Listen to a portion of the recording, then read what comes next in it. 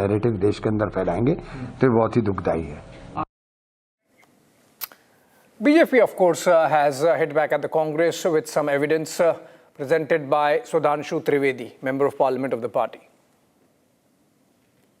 मैं नेहरू जी का एक कोट करता हूं जो उन्होंने दिल्ली में 1959 में नेशनल गैलरी में ये speeches at the inauguration of seminar and exhibition and architecture organised by Lalit Kala Akademi and All India fine arts and craft new Delhi 17 March 1959 17 March 1959 को नेहरू क्या बोलते हैं एक कार्यक्रम में, some of the temples of South India however repel me in spite of beauty. I just can't stand. Why? I do not know. Cannot explain that. But they are oppressive. They suppress my spirit. They do not allow me to rise and keep me down in the dark corridors. I like the sun and air. In contrast, he found Taj Mahal as astoundingly beautiful. 17 March 1959 को जवाहरलाल नेहरू क्या लिख रहे हैं? वो कह रहे हैं दक्षिण भारत के मंदिर कितने भी ऊंचे हो, मैं डिप्रेस्ड फील करता हूं। मुझे समझ में नहीं आता है कि मुझे डिप्रेशन क्यों लगता है उन कॉरिडोर्स में मूव करते समय। तो इसका अर्थ हुआ कि वहां से लेके और आज तक राम मंदिर के शिलान्यास में न जाना, राम मंदिर की ध्वजा का विरोध करना, बाबरी मस्जिद बनाने का संकल्प लेना। वो एक पुराना गाना था ना, ये रईसी है खानदानी, वो रईसी नहीं, ये कहानी है खानदानी। A political controversy has erupted in Telangana, not the first time, with Chief Minister Revanth Reddy's casual remarks referring to Hindu gods and deities during an internal Congress meeting, which went viral, prompting sharp reactions from the BJP and the Bharat Rashtra Samiti, BRS, both. While addressing the newly appointed district Congress committee chiefs and other senior leaders, Reddy drew a parallel between the diversity within the party and the plurality within Hinduism. Listen exactly to what Reddy had to say.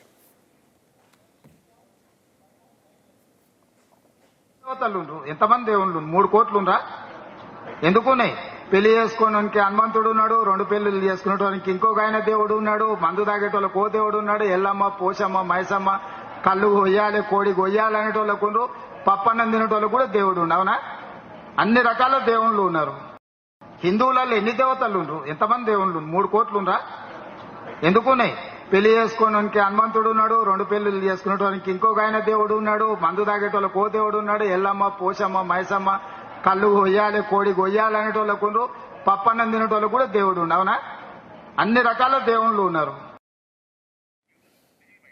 All right, BJP, of course, has not liked this and sees in this the trademark repeated attacks by the opposition, specifically the Congress party, on Sanatan Dharma. Listen it.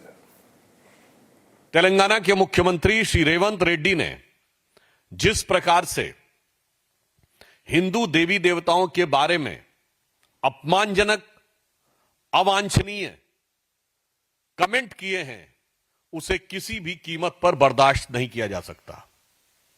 और एक तरफ ये वही मुख्यमंत्री हैं जिन्होंने अभी jubilee हिल के चुनाव में ओपनली बोला था कांग्रेस मतलब मुसलमान, मुसलमान मतलब कांग्रेस।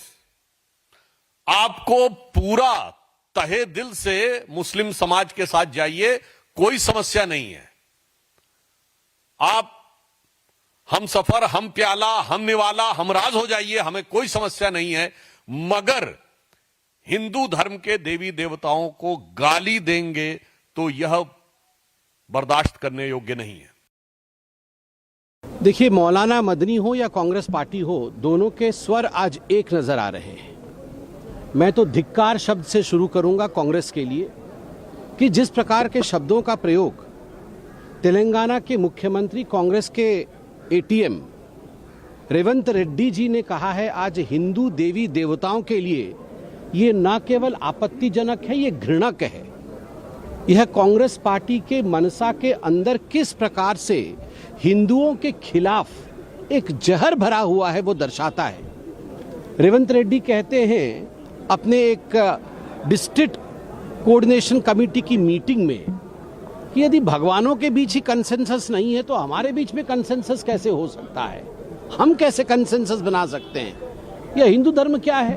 ये सनातन धर्म में 3 करोड़ देवी देवताएं हैं। बैचलर के लिए हनुमान जी हैं, जो 2 शादी करते हैं उनके लिए कोई और भगवान है, कोई ऐसे भगवान है जो शराब पसंद करते हैं, कोई ऐसे भगवान है जो टॉडी पसंद करते हैं, वेजिटेरियंस दाल रोटी खाने वालों के लिए एक अलग भगवान है।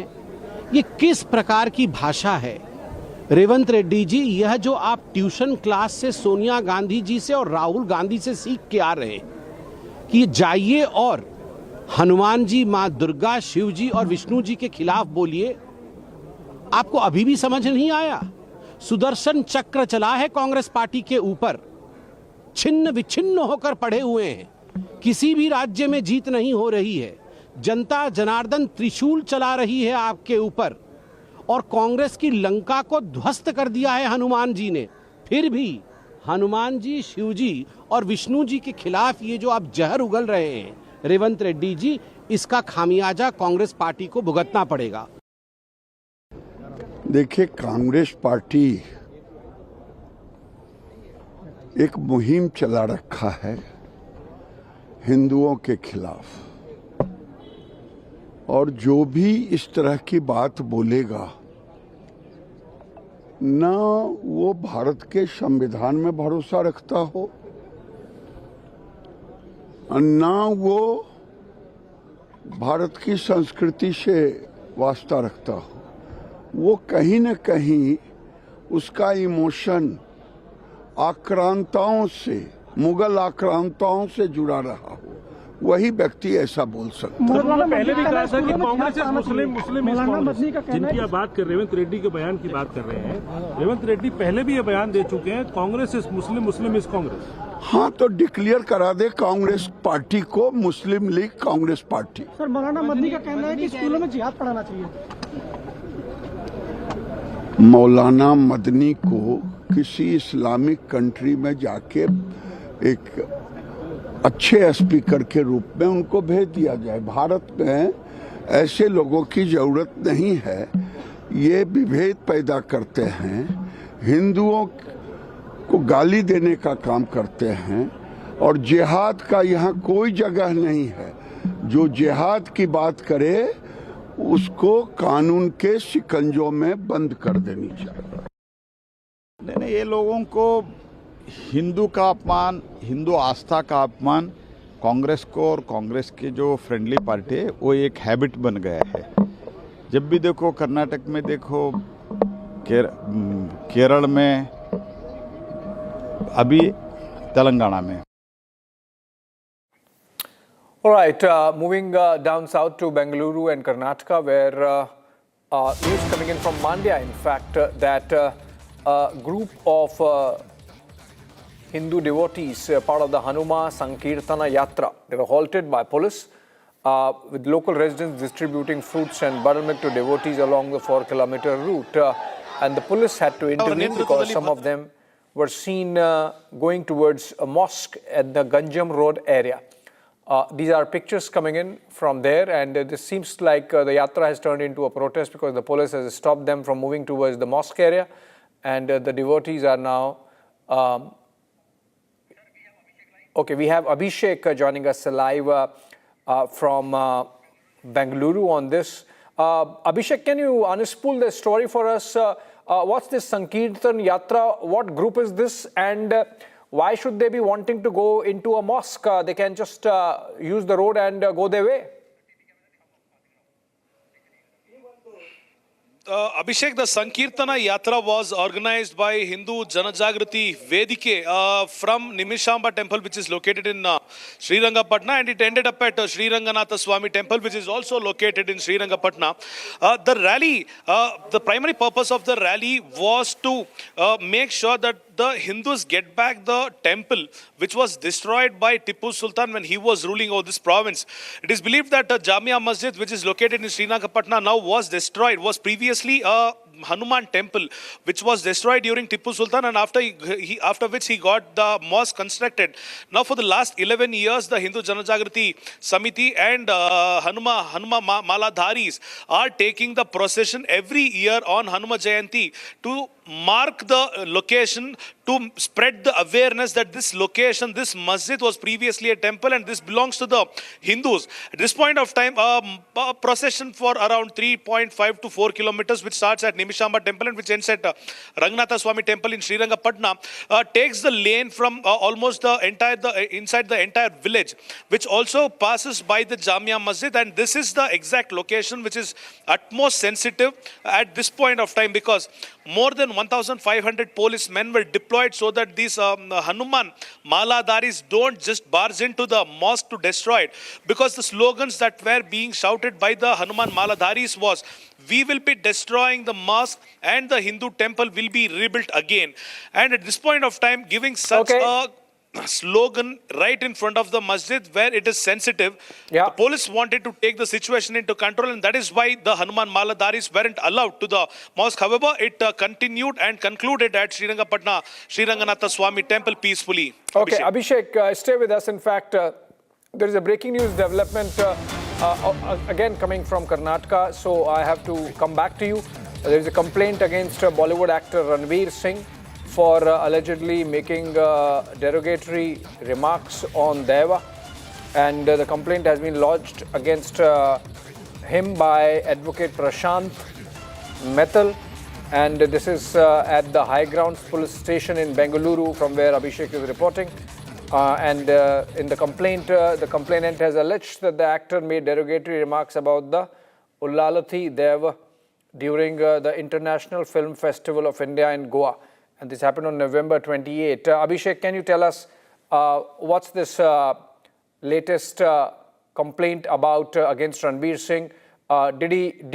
Was he speaking in the context of some film, or was he directly targeting some Hindu deity? Was in a filmfare function when Ranveer Singh was addressing Rishabh Shetty, who is a hero in the movie Kantara and Kantara 1. Majority of the South Indians know the importance the Mangaloreans or the people of Mangalore give to their daivas, because it is of the utmost tradition and belief that they keep in their daivas, which they also call as Ganas. When addressing Rishabh Shetty, Ranveer made fun of the word Ullalti, which means indirectly meaning to say he made a derogatory statement where it meant a female ghost or a demon is what he addressed as, making fun of the entire character of Rishabh Shetty's character in the movie Kantara. Prashant Mehta, a senior advocate from the High Court, has filed a complaint in the High Grounds Police Station of Bengaluru, mentioning that this has hurt the sentimental feelings of not only the people of Mangaluru but all the people who believe in tradition. And it was also, we should also not forget the fact that Rishabh Shetty had previously requested people not to make fun of the belief or the tradition of the Mangaluru people, because they have the highest respects towards the Daiva or the Gana or Ullalti or any other character which has been depicted in the movie holds a traditional and religious importance in the history and in the entire Mangalore family. So at this point of time, FIR has been registered, the complaint has been taken. Will there be a FIR registered is the question. And also we've seen Ranveer apologizes on the social media that he didn't know that the importance of the word Ullalti or Daiva meant this much to the people of Karnataka or Mangaluru, but we'll have to see how the legal proceedings happen in this point of time, Abhishek. All right. Thank you so much, Abhishek, with those details. And from Bengaluru, we come back to Delhi, where in a fiery speech in the Lok Sabha, Samajwadi Party MP Maulana Mahibullah has spoken in support of jihad as a last resort and against systemic crimes, of course. He says that what Maulana Mahmood Madni has asserted on the concept of jihad is sacred and in Islam and should be included in school education to help children understand its true meaning. Essentially, the Samajwadi Party MP Mohibullah backing Maulana Arshad Madni, who had made this pro-jihad comments last evening. Let's listen to the Samajwadi Party MP speaking in Parliament. Of amendment bill JPC committee बनाई थी, जिसमें हमारी party ने पहले ही कहा था कि सरकार की नीयत और नीति दोनों ही सही नहीं है। 6 महीने का टाइम मिला उम्मीद पोर्टल पे 30% ओनली वक्फ जायदादों का, मदरसों का, मस्जिदों, कब्रिस्तानों का रजिस्ट्रेशन हुआ है।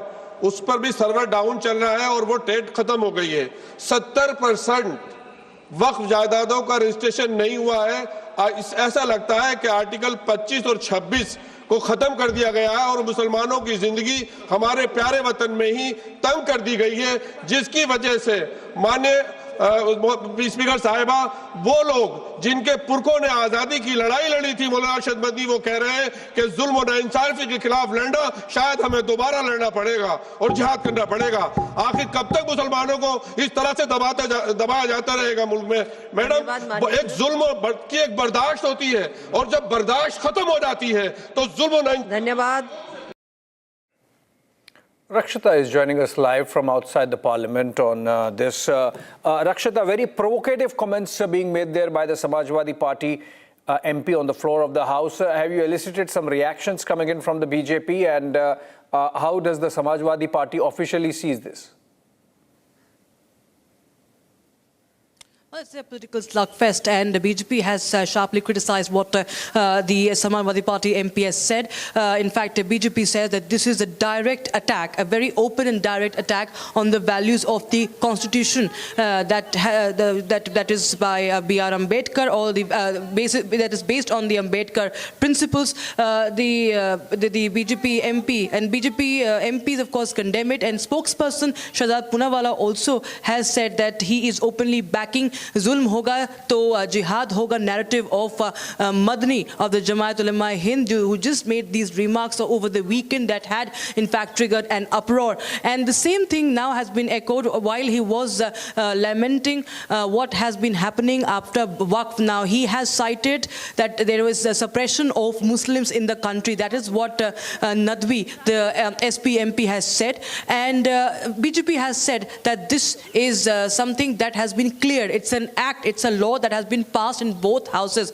of the parliament, and there's no point in raking this up, as he has lamented how there is a difficulty in registration. Nadvi was trying to talk about how the website has not been working, so on and so forth. But now they have now this is of course completely an incendiary remark that has been made by a sitting MP on the floor of the House. Samajwadi Party right now officially hasn't reacted or reacted to this statement, but the BJP has been quick to react and condemn it, calling it an open assault on the principles of B.R. Ambedkar, an open assault on Constitution, and a very, very divisive, and it's an open threat. And as he tries to divide and openly threaten jihad and communal war against the people of the country. Absolutely, Rakshita. And in fact, the BJP has responded to these provocative comments made by the SP MP. We have, I think, Shahzad Poonawalla bite. Let's listen to him.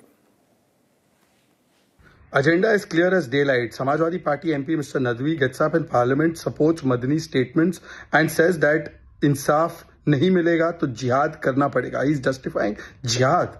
This is the same bunch of people who justified the Delhi terror attack. They said circumstances se ban jate aatanki. They said nainsafi ho rahi hai, zulm ho raha hai, to jihad karna padega. And now they're once again legitimizing jihad. This is the mindset of Samajwadi Party. They've always supported terrorists. They were the ones who supported Simi. They supported the release of terrorists, and the High Court had to put a stay on it. They are the ones who cried for Batla House encounter. Abu Azmi cried for Yaqub Memon. This is the true face of Samajwadi Party and the entire India Alliance. Inka haath hamesha aatankiyon ke saath. They are the ones who are standing and spin doctoring on jihad. Jihad ko jayaz dikha rahe hain. Remember the Sanchar Sathi app, Rao, and the government is now forced to roll back the preloading of that app on mobile phones following the protests that emerged out of opposition space in the parliament. The government's view was that while the app itself is significant move in terms of cyber security. If a perception is created or a negative perception is created about that being a spyware, then people would not use it, which would prove counterproductive. So the government now deciding to roll back the mandatory pre-installation of the app on the mobile phones. Though, of course, it's going to remain available for whosoever wants. Already about 11 million plus phones having that app. Controversy over the Sanchar Sathi app continues to escalate as the opposition fearmongers over privacy breach. The government recently introduced the app as a security and awareness platform whose purpose is to help mobile users manage their digital identity. The app promises to protect users and tracking misuse of mobile numbers and prevent fraudulent SIMs. The government pointed out that it's essential to fight cybercrime, stop fraud calls, block suspicious apps, and help track lost or stolen phones. संचार साथी एक ऐसा app है जिसके आधार पर जन भागीदारी के आधार पर आज देश की एक एक जनता और नागरिक अपने आप को सुरक्षित रख सकता है फ्रॉड से, स्टोलन मोबाइल से, अपने स्टोलन मोबाइल को रिकॉर्ड कर सकता है, रिपोर्ट कर सकता है। पर इसकी सफलता का श्रेय अगर किसी को जाता है तो जनता को जाता है सर, क्योंकि उनके उपयोग के आधार पर ही हम लोग सफल हो पाए।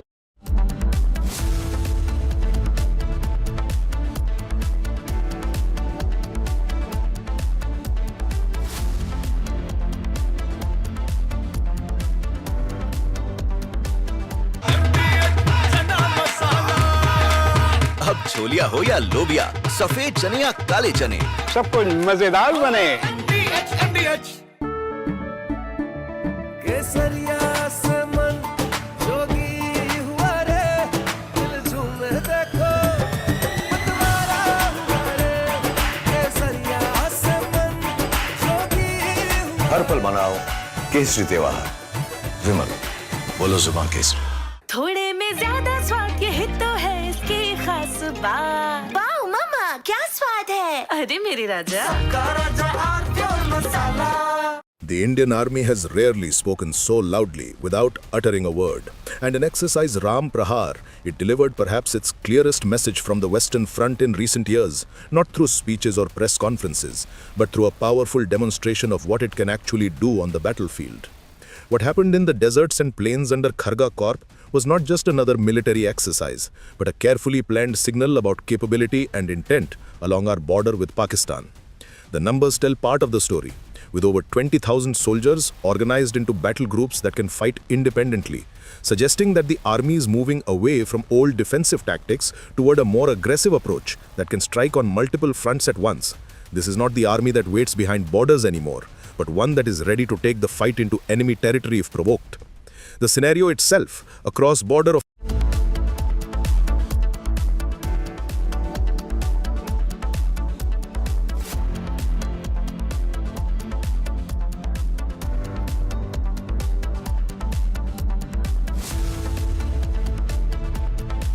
आधे बाउल दही में 4 चम्मच MDH चटनी पुदीना मसाला डाला, स्टर करो, पुदीना चटनी तैयार। MDH चटनी पुदीना मसाला।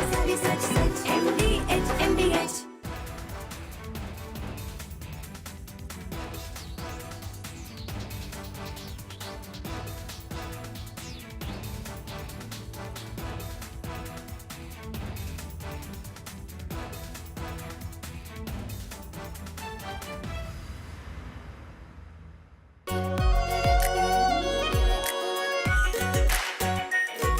Pure Shahi Paneer Masala.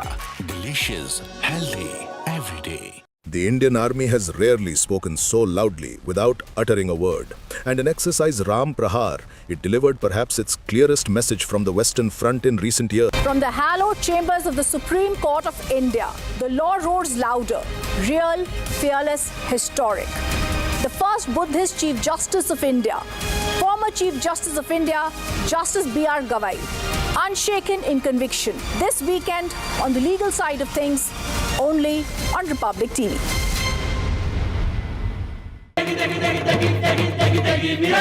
MDH की देगी मीरज। देगी मिर्च का तड़का, अंग अंग फड़का। की देगी मिर्च। इसको घर पे लगाओगे तो शादी का तो पता नहीं, पर घर पक्का नहीं टूटेगा। रुंगटा नहीं तो घर स्ट्रॉन्ग नहीं। रुंगटा स्टील TMT बार एकदम सॉलिड। पहाड़ों में एक हाइकिंग शिप भी बन सकती है।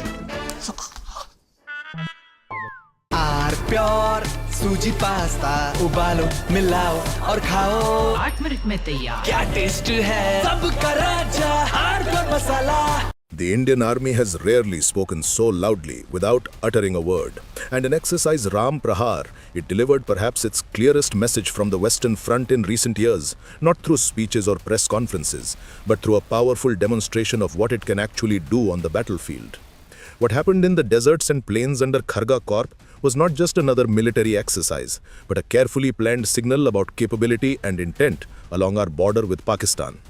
The numbers tell part of the story, with over 20,000 soldiers organized into battle groups that can fight independently, suggesting that the army is moving away from old defensive tactics toward a more aggressive approach that can strike on multiple fronts at once.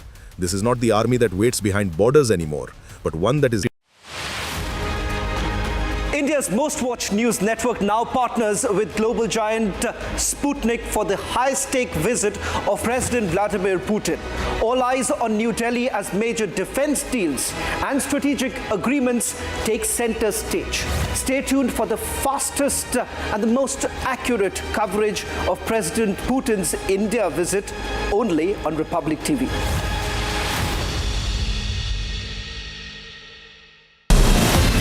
From Asia's largest news headquarters, setting the agenda for Bharat.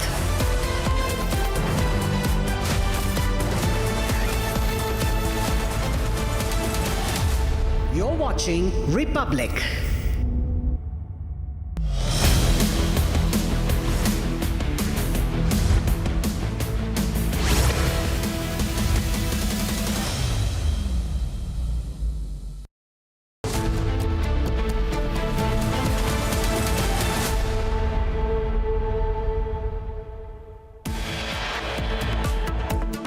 जुल्म और नाइंसाफी के खिलाफ लड़ना शायद हमें दोबारा लड़ना पड़ेगा और जिहाद करना पड़ेगा। आखिर कब तक मुसलमानों को इस तरह से दबाया जाता रहेगा मुल्क में।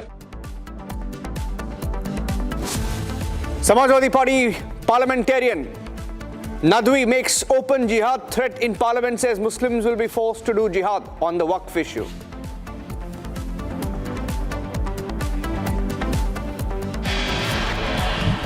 सर आप कह रहे हैं सर स्कूलों में जो है जिहाद पढ़ाना चाहिए सर, आप कह रहे हैं सर स्कूलों में जिहाद पढ़ाना चाहिए।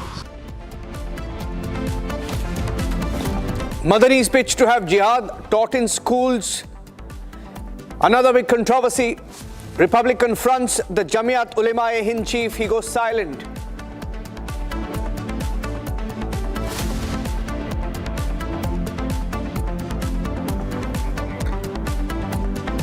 पंडित जवाहरलाल नेहरू बाबरी मस्जिद के मुद्दे पर सरकारी खजाने से पैसा खर्च करने की बात जब उन्होंने छेड़ी थी, उसका भी विरोध यदि किसी ने किया था तो गुजराती मां की कोख से पैदा हुए सरदार वल्लभ भाई पटेल ने ही किया था। मेरे बहन भाई,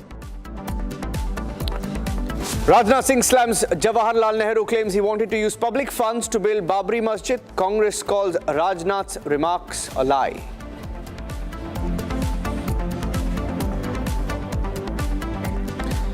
Telangana Chief Minister Revanth Reddy's remarks on Hindu deities sparks a big controversy. BJP says it's habitual of Congress to insult Hindus and Hindu gods.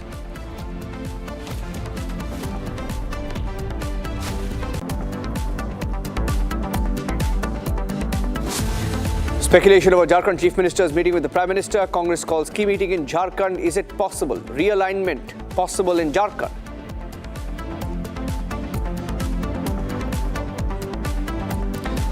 Karnataka Chief Minister Siddaramaiah meets Congress top leaders, says will step down if asked to by Rahul Gandhi.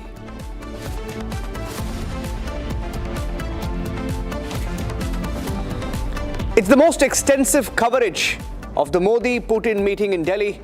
Republic, Sputnik of Russia join hands for live coverage.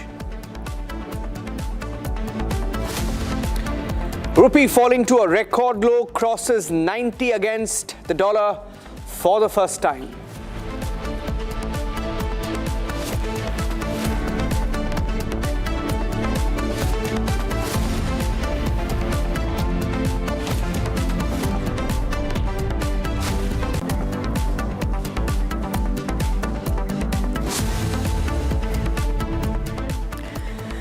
Ladies and gentlemen, here on Republic TV, for the longest time, we have spoken about the infiltration threat. Infiltrators who are in India, infiltrators from Myanmar, infiltrators from Bangladesh. And they are in millions and millions in different parts of the country. And Republic TV in the last few days and weeks and months has been doing a reality check to expose these infiltrators on how they are living in camps. They are living in different parts of the country. In this particular investigation that we are now bringing you right now, investigation from Hyderabad, where there are at least 31 camps. 31 camps in Hyderabad alone. 30,000 of them in 31 camps in Hyderabad alone. It's a Republic investigation where they confess coming to India via forests, through tunnels, finding a livelihood easily here in India. Believe it or not, they're confessing to all of this on tape while saying that thousands of their family members also are on Indian soil. Here's the story.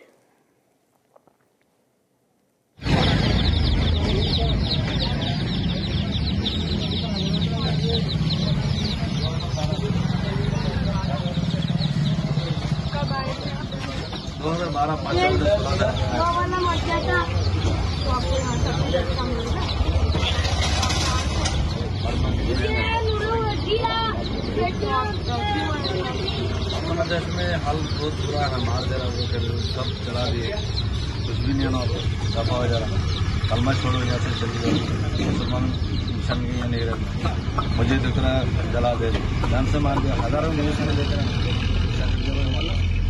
तो यहाँ कैसे आए हैं? बस से, train से, पैदल, जंगल से, पानी का नदी से, 8 दिन 8 रात लगता है।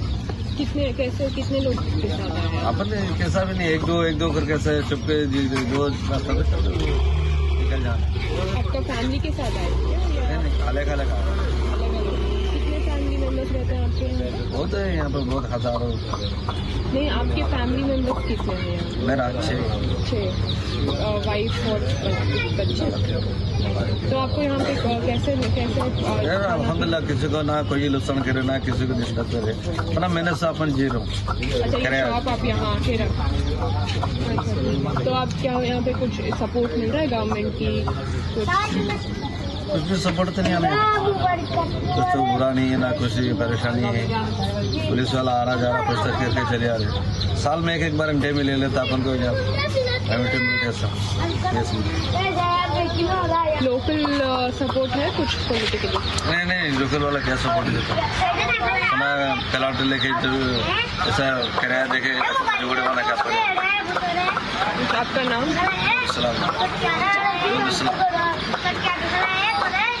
और कुछ तो परेशानी नहीं। तो लोकली भी आपको कुछ ये नहीं है कि खाना पीना और ये सब?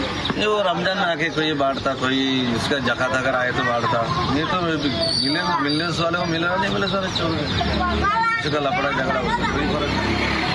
आप ये शॉप कब रखे? ये 2018। तो आपका घर इसी शॉप से चलता है? कितने बच्चे हैं आप? मेरा बच्चे 4 बच्चे। तो हम लोग किधर से? दिल्ली से, NGO से। कौन सा NGO? एमनेस्टी। अगर क्या है, अपने की भी एक शर्त है, कोई डिपार्टमेंट गवर्नमेंट आया अपना ऑफिस से NGO मिनिस्टर का, मिनिस्टर से मिलके अपन से परमिशन लेना, फिर भी मैं परमिशन दे दिया, बस भाई आया बोल के। किसी को डरना नहीं, किसी को लड़ाई झगड़ा करने का नहीं। आप आए, मेरे से पूछताछ करे, हम भी सीधा सीधा बोल दिए, मगर इसमें न्यूज में जाके क्या बोलता है, ये आतंकवादी है, वो है, ये है।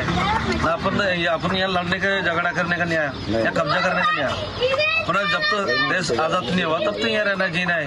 आजाद होगा एक्चुअली आना सीक्वेंस से। ये कहानी लेने का अपन आया, न्यूज में पड़ोसो थोड़े लोग आया था, न्यूज में मेरे से ऐसा पूछताछ करे, आतंकवादी बोल कर डाल दी। कौन सा तरीके मैडम? ऐसे नहीं करते, गलत है, नहीं गलत। ठीक है, शुक्रिया। 2009 से। तो आप कहाँ से? मैं हैदराबाद से।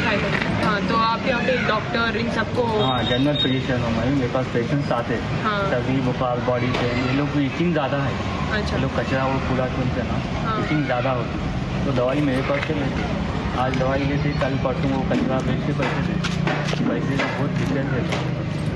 थोड़ा फाइनेंशियल हेल्प होना है तो फिर मेडिकल कैंप कराना, एवरी मंथ एक कैंप कराना है। अच्छा, ठीक है। तो आप क्या नॉर्मली कितने कैंप्स हैं यहाँ पे पूरे? कितने लोग हैं यहाँ पे? 21 कैंप से बनना। 21 है, अच्छा। 31 बोल रहे थे, 21? थोड़े लोग चले थे, 15 लोग। अच्छा, ठीक है। 21 में पूरे कितने लोग हैं? तो मुझे कम से कम 30,000। 30,000 हो गए। तो सारे आपके पास ही आते हैं? नहीं, मेरे पास थोड़े आते हैं, उधर रोड पे उधर सब लोग, जिसका डॉक्टर का पसंद। मोस्टली क्या प्रॉब्लम्स होती है? इनको क्या है, कोल्ड फीवर होता, बॉडी पेन और इचिंग ज़्यादा होती, यही है कम्युनिकेशन। हार्ड वर्क करते हैं, शाम को जब आते तो बहुत इलनेस हो जाता, वीकनेस हो जाता।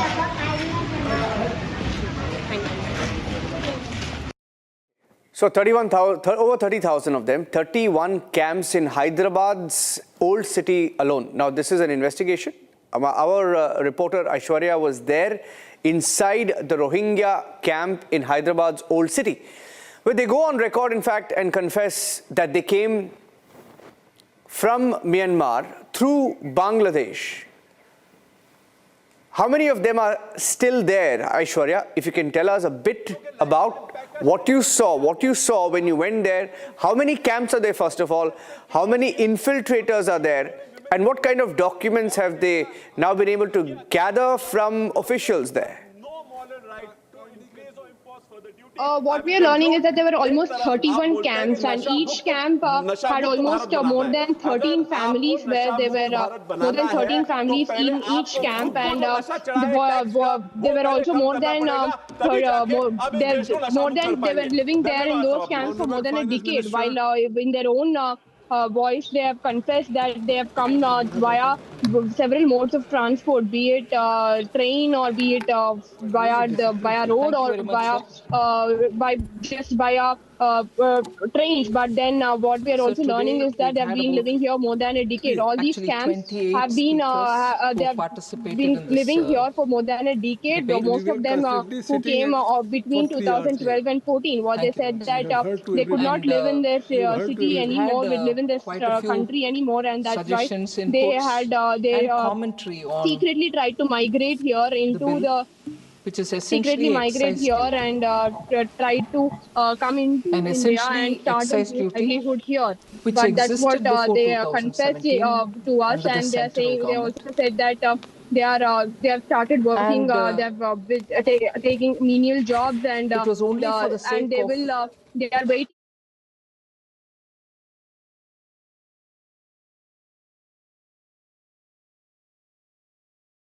Unable to get your video very clearly because of bandwidth issues there, Aishwarya. Who are they getting any political support? Are they getting any political support? How are they getting their food, their rations? Where do they have documents?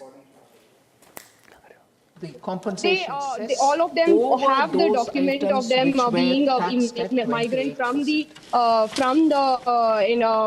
Myanmar, and being regarding the political support. There are speculations that the local people, who are there, are extending their support. However, they have not yet openly confessed it, but there are speculations that the local MLAs, the local MPs and local leaders have extended their support to them. Most of them, they are being funded by the NGOs, and while most of the other people have taken up menial jobs to fund themselves. This is how they are living, and in these camps itself, they have elected their own leaders to run their camps, and that's how they that's how they work there, because each camp in all the 31 camps, they have elected their own leaders. They have chosen their own leaders, and they will listen to their own leaders. And while they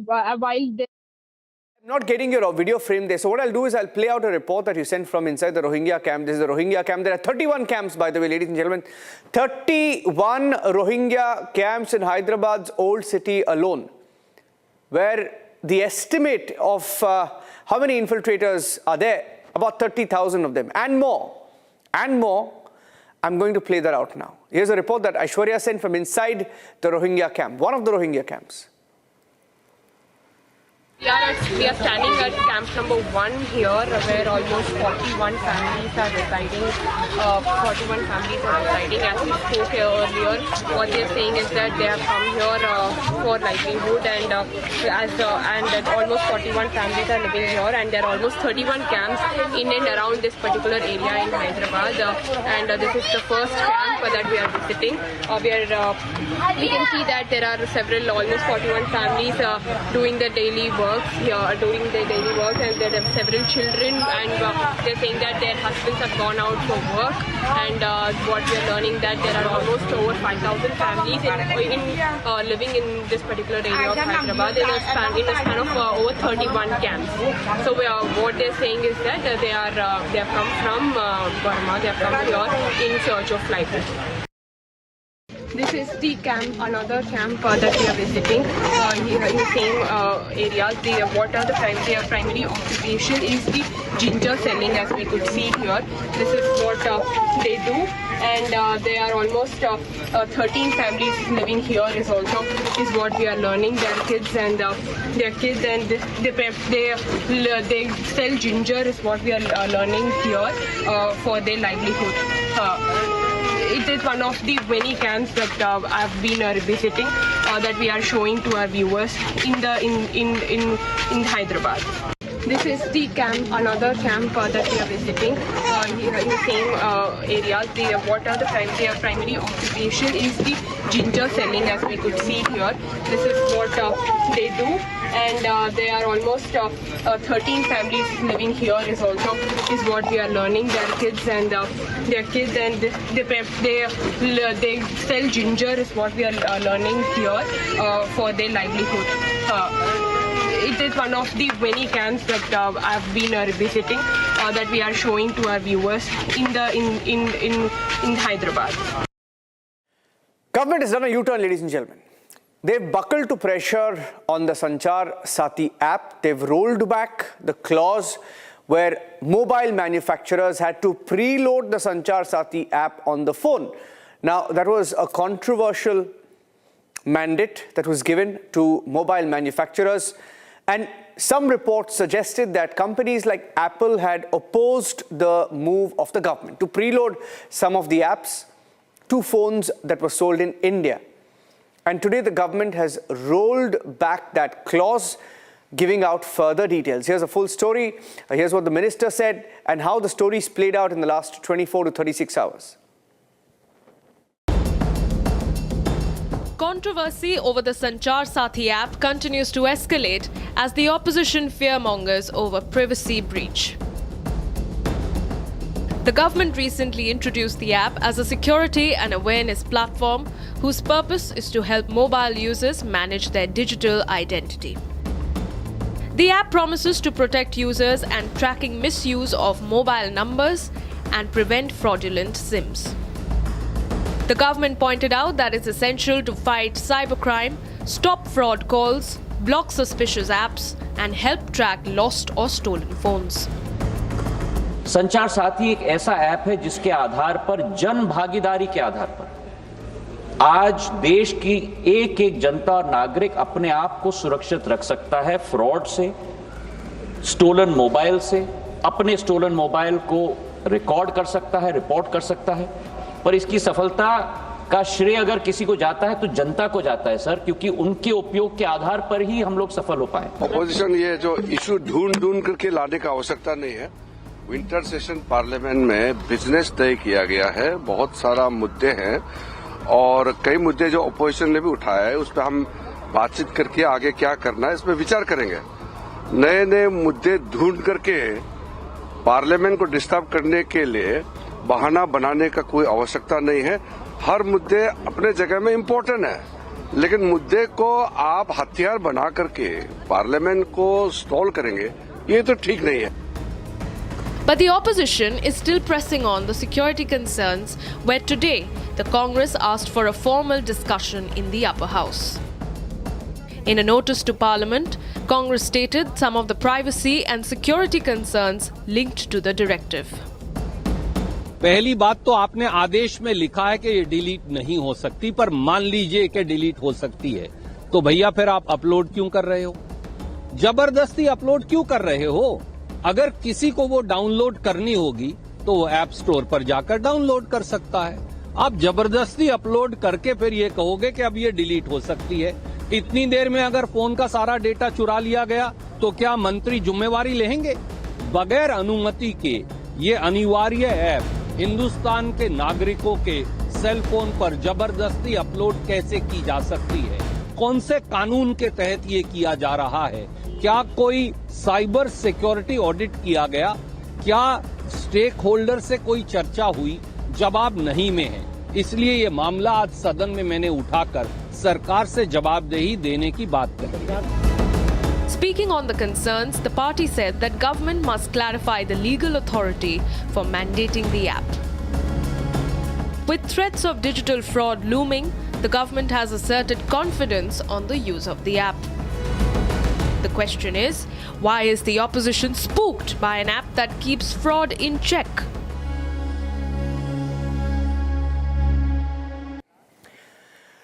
Ladies and gentlemen, there was a controversial comment made by Madani asking for jihad to be taught in schools across India. And just when we were breaking, the reactions confronted Madani on this issue. A statement that was made on the floor of Parliament by a Samajwadi Party MP, and his name is Nadwi. Now, Nadwi, on the floor of the House, says Muslims will be forced to do jihad over the Waqf issue. He was speaking about the Waqf issue, complained about how the portal that was the Ummid portal, he says, isn't working. He says only 30% of those who have Waqf properties have been able to register. He says 70% of Waqf properties have not been registered on the portal. And he says there is injustice. Now, all of these are comments that he was making, building up to that one statement which he made on the floor of the Parliament, saying Muslims will have to do jihad. This was a sitting MP inside Parliament warning of a religious war in Parliament. Listen into this. Bill JPC committee बनाई थी, जिसमें हमारी party ने पहले ही कहा था कि सरकार की नियत और नीति दोनों ही सही नहीं है। 6 महीने का टाइम मिला उम्मीद पोर्टल पे 30% ओनली वक्फ जायदादों का, मदरसों का, मस्जिदों, कब्रिस्तानों का रजिस्ट्रेशन हुआ है। उस पर भी सर्वर डाउन चल रहा है और वो डेट खत्म हो गई है। 70% वक्फ जायदादों का रजिस्ट्रेशन नहीं हुआ है।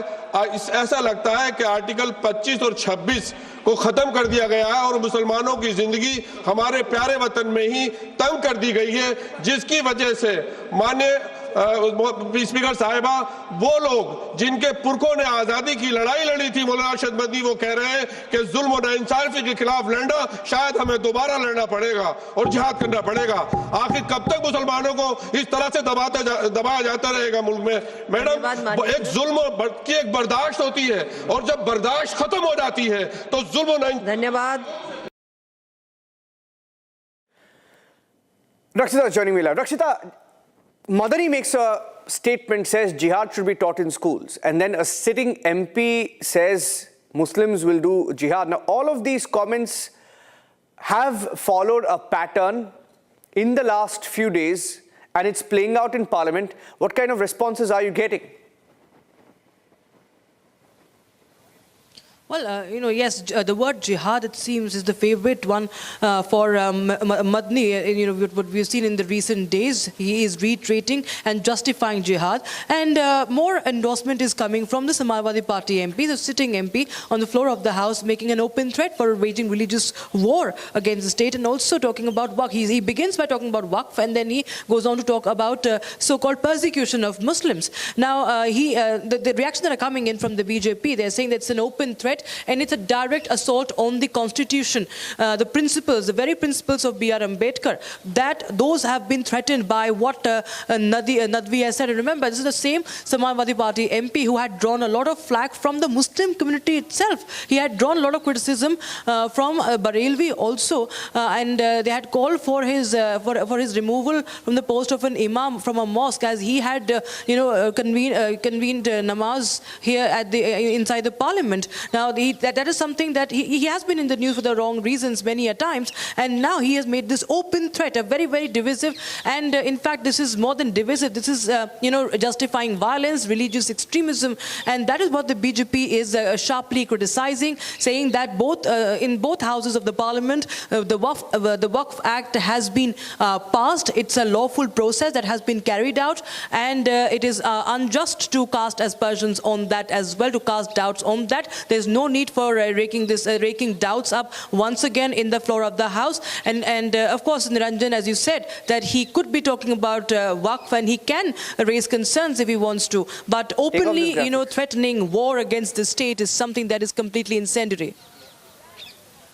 Thank you for joining us with those details. In fact, we also confronted Madani, who made a comment this morning that he wants jihad to be taught in schools. Take a listen.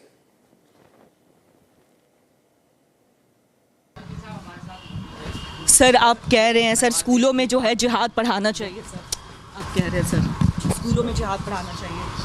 Sir, आपसे statement, sir आपकी जो राय है उसी की बात करना चाह रहे हैं। सर आपकी जो राय है, आप कह रहे हैं सर स्कूलों में, एक सेकेंड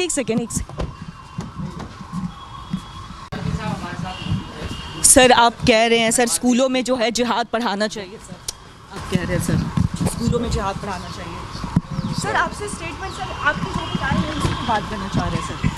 सर आपकी जो राय है, आप कह रहे हैं सर स्कूलों में, एक सेकेंड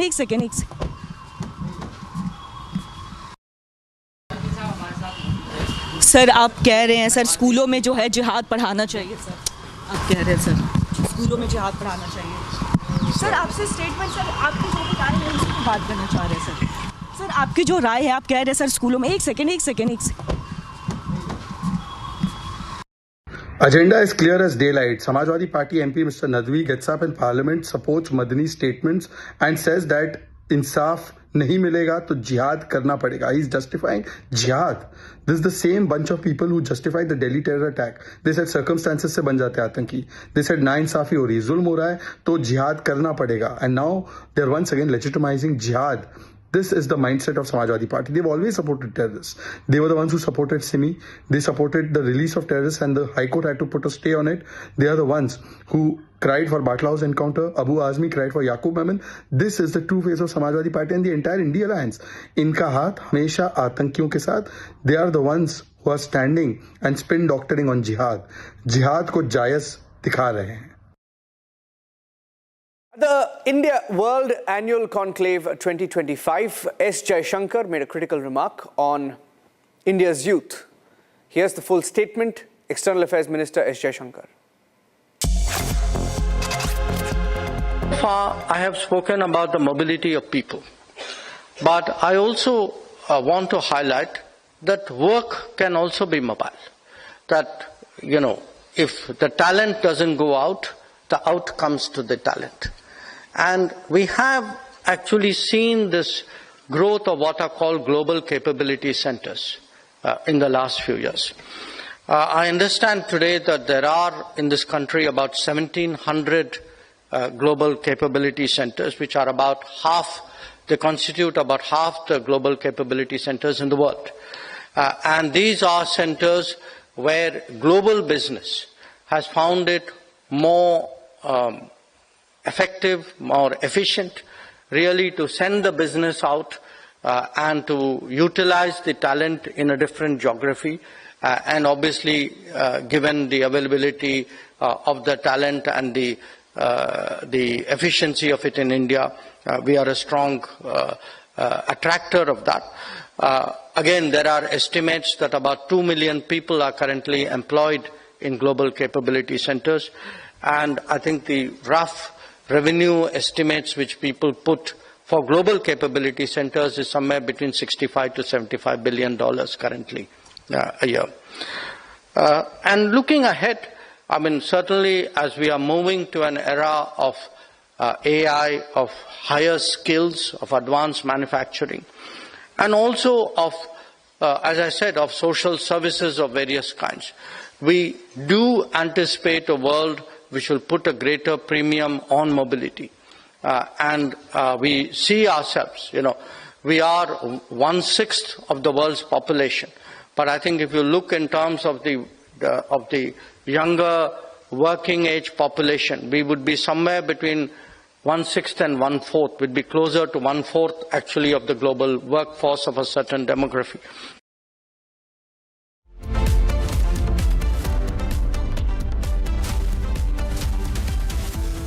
दादी के हाथों का जादू और खुशबू से महकता घर, माँ की मुस्कुराहट और खाने की सुगंध। MDH गरम मसाला, क्योंकि हर रिश्ता है स्वाद से जुड़ा।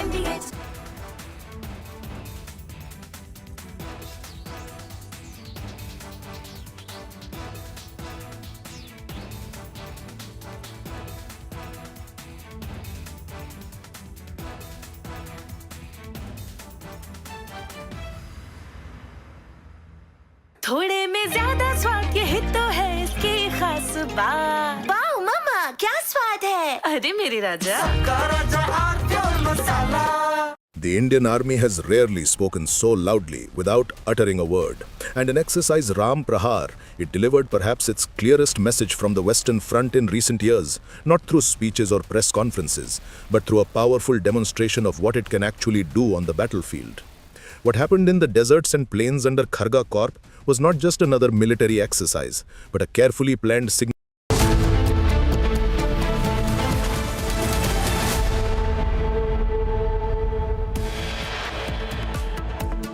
जुल्म और नाइंसाफी के खिलाफ लड़ना शायद हमें दोबारा लड़ना पड़ेगा और जिहाद करना पड़ेगा। आखिर कब तक मुसलमानों को इस तरह से दबाया जाता रहेगा मुल्क में? Samajwadi parliamentarian makes open jihad threat in parliament, says Muslims will be forced to do jihad.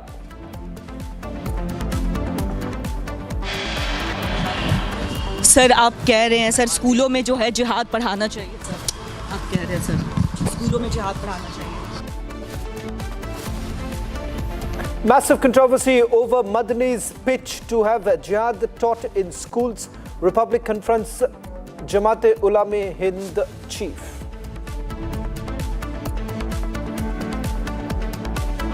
Jawaharlal Nehru Babri मस्जिद के मुद्दे पर सरकारी खजाने से पैसा खर्च करने की बात जब उन्होंने छेड़ी थी, उसका भी विरोध यदि किसी ने किया था तो गुजराती मां की कोख से पैदा हुए सरदार वल्लभ भाई पटेल ने ही किया था मेरे बहन भाई. Rajnath Singh slams Nehru, claims he wanted to use public funds to build Babri Masjid. Congress calls Rajnath's remarks a lie.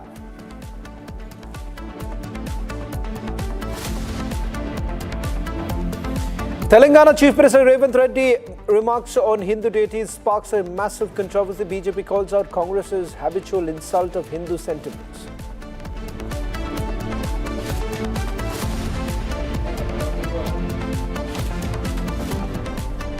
Major speculations over Jharkhand. Chief Ministers meet with the Prime Minister. Congress calls for key meeting in Jharkhand on 4th of December.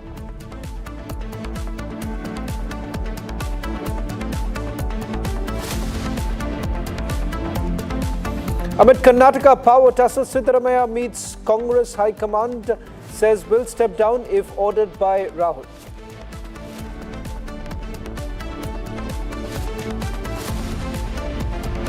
It's the most extensive coverage on the Modi-Putin meeting in Delhi. Republic Sputnik ahead on live updates.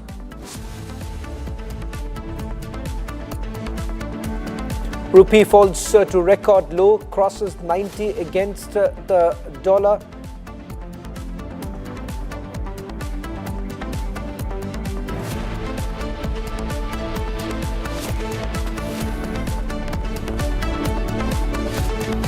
Start the edition with the latest coming in over Defence Minister Rajnath Singh's comment, where he's claimed that the country's first Prime Minister Jawaharlal Nehru had sought public funds to build the Babri Masjid, but Sardar Vallabhbhai Patel prevented the plan from going ahead. Union Minister made the claims while addressing a unity march in Gujarat to commemorate Sardar Patel's 150th birth anniversary. Now, this undoubtedly has sparked a slew of comments coming in from the opposition parties. But first, listen in to what Union Minister Rajnath Singh had to say. Vallabh Patel उदार व्यक्ति भी थे, वे सच्चे अर्थों में secular थे, पंथ निरपेक्ष थे, वे तुष्टीकरण में विश्वास नहीं करते थे।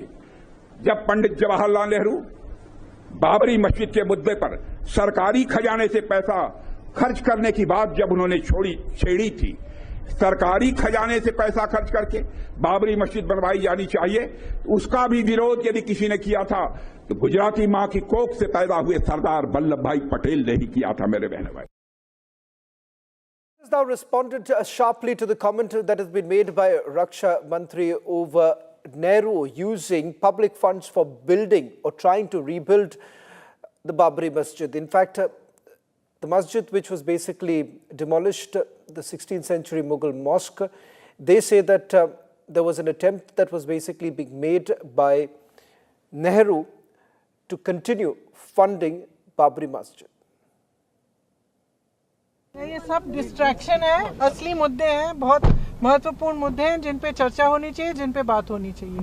और ये सब रोज ये कुछ ना कुछ डिस्ट्रैक्शन उठा लेते हैं ताकि हम फिर बयान दें, वो बयान दें, और जो असली मुद्दे हैं पब्लिक के, वो उस पे कोई चर्चा ना हो।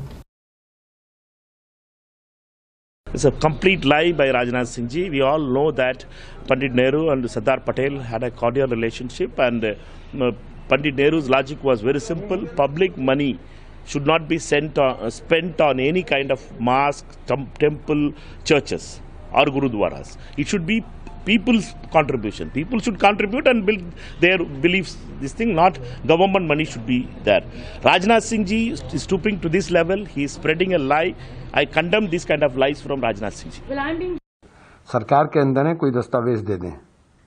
हमारे पास दस्तावेज हैं कि सरदार पटेल ने इनके जो पेरेंटल ऑर्गेनाइजेशन है, जो विचारधारा है, उस विचारधारा के विरुद्ध जो पत्र लिखा था और उसके अंदर उसको बैन किया था, वो डॉक्यूमेंट्री एविडेंस है। तो ये ऐसी बात मत करें। सरकार के अंदर शामिल लोग अगर इस प्रकार की बातें करेंगे और इस प्रकार का झूठा नैरेटिव देश के अंदर फैलाएंगे तो ये बहुत ही दुखदायी है। Well, the BJP, in fact, has responded sharply by saying that the Congress party has essentially been lying and trying to hide their policies. In fact, this is what the BJP had to say. मैं नेहरू जी का एक coat करता हूं जो उन्होंने दिल्ली में 1959 में national gallery में ये speeches at the inauguration of seminar and exhibition and architecture organised by Lalit Kala Akademi and All India fine arts and craft new Delhi 17 March 1959 17 March 1959 को नेहरू क्या बोलते हैं एक कार्यक्रम में, some of the temples of South India however repel me in spite of beauty. I just can't stand. Why? I do not know. Cannot explain that. But they are oppressive.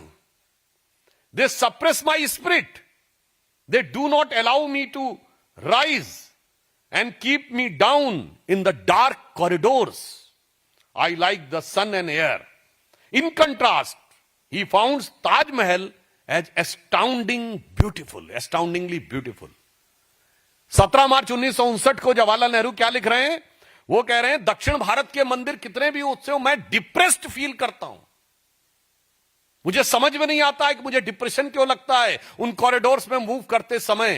तो इसका अर्थ हुआ कि वहां से लेके और आज तक राम मंदिर के शिलान्यास में न जाना, राम मंदिर की ध्वजा का विरोध करना, बाबरी मस्जिद बनाने का संकल्प लेना। वो एक पुराना गाना था ना, ये रईसी है खानदानी, वो रईसी नहीं, ये कहानी है खानदानी। Getting in some more breaking news now, coming in from Chhattisgarh, where 7 Maoists were eliminated in a joint anti-Maoist operation that was conducted by the DRG Dantewada, BJP, STF, CRPF and the Cobra teams. This is in the West Bastar division along the Bijapur-Dantewada inter-district border, where 2 Jawans, we have been told, have lost their lives in the line of duty and one was injured during the encounter. Let me just quickly take you through some of the details of the operation that was carried out earlier today. In fact, we have just got details from the DRG Dantewada, Superintendent of Police, now confirming that during the operation, intermittent firing that took place between the police forces as well as Maoists that continued till about 9 o'clock this morning. And a confirmation also coming in from the IGP Bastar range, Sundaraj, who's basically confirmed now the dead bodies of 7 Maoists have been recovered from the encounter site, and along with it SLR rifles, .303 rifles and other arms and ammunition have also been seized from the spot. Let me go across to my colleague Bharat, who's joining us from Bijapur, getting us the latest details. Bharat, सबसे पहले ये बताइए कि इस पूरे operation को लेकर ये कब शुरू हुआ है और अब तक आपके पास क्या जानकारी है ये 7 माओइस्ट के बारे में?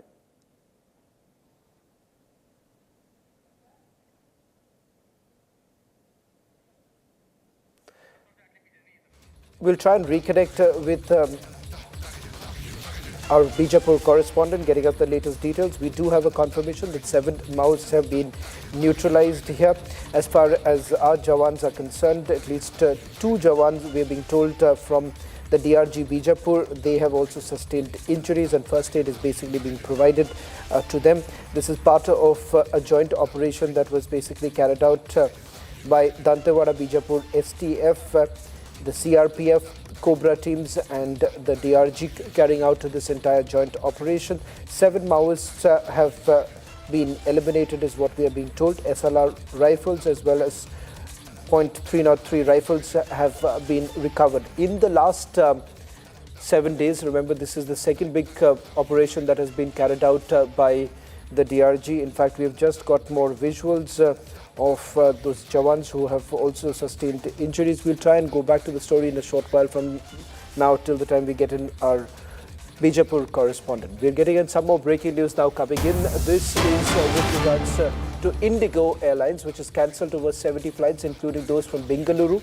as well as Mumbai airports. This is mainly due to crew shortages. Scores of Indigo flights were delayed at various airports as the carrier basically struggled to get the crew for operating its flights. Indigo so far has said that there have been cancellations and some delays that have also taken place.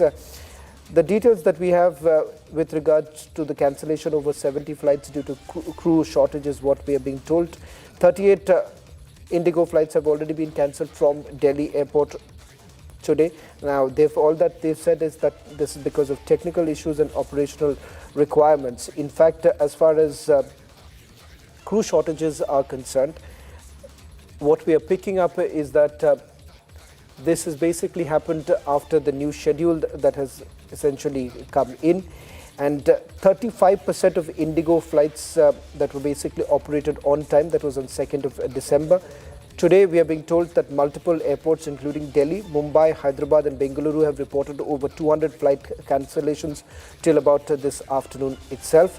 Now, the airline is essentially facing severe pilot shortage ever since the new flight duty time limitation norms became applicable last month, which basically lays out what the airline industry has been saying, more human rostering for the crew, and that is the reason why there's been a massive shortage of pilots, and that is exactly why Indigo is now facing delay and cancellations that have basically led to causing some major issues. Now, as far as a statement from Indigo is concerned, we haven't really heard anything from the airline, but airport officials are only indicating that there was no cabin crew available, so the flight had to be cancelled. Airline is now basically sending crew to different bases to operate the flights, but the shortage is such that things did actually go out of hand today. And as far as Indigo is concerned, it seems that they have had to cancel several others, several flights, including Alliance Air and SpiceJet have also now reported that some cancellations have taken place. So that's the latest details coming in. Let me go across to GP Bajpai, aviation expert joining us on this broadcast. Mr. Bajpai, just for a quick understanding of what led to this cancellations of Indigo airline, it seems that this is with regards to the FDTL norms that were basically brought in. What exactly are these norms that have been introduced, following which the airline is now facing massive shortages?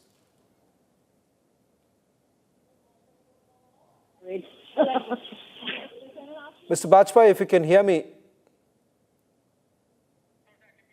We seem to have lost the line with GP Bajpai. We'll try and reconnect. As we understand, this is because of the flight duty time limitation norms that have been introduced, following which there have been a change in the rostering of the pilots, and this has had a direct impact as far as operations of Indigo is concerned. And multiple airports where we're being told that Delhi, Mumbai, Hyderabad as well as Bengaluru have all reported flight cancellations. Roughly about 200 flights have been cancelled. These are the latest details, a story that we're going to track very closely. Now, as the clock ticks towards Navy Day on 4th of December, Indian Navy has now put out this video, which has ignited national anticipation with the stirring curtain raiser video titled Forged by the Sea, a cinematic tribute to the unyielding courage as well as unwavering commitment and unparalleled professional excellence of its sailors who safeguard India's vast maritime frontiers while propelling the nation's ascent as a blue water power. Watch this video. The Indian Navy's journey begins where the land meets the endless blue, where silence has weight and courage has depth. Born of storm, shaped by pressure,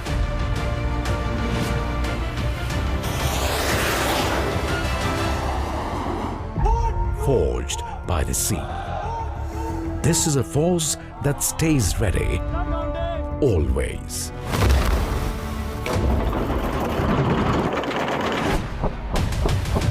It sharpens its edge every moment,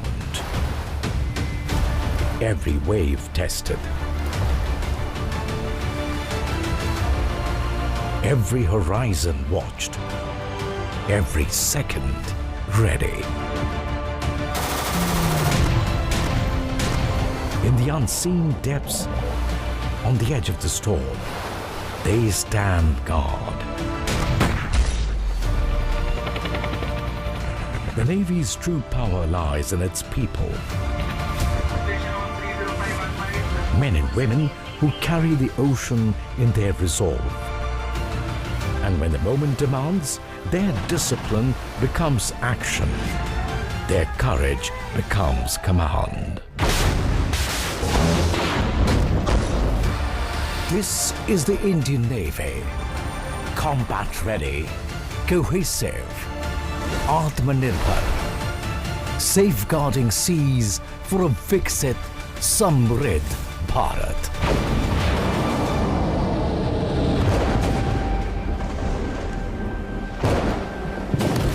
Indian Navy, forged by the sea.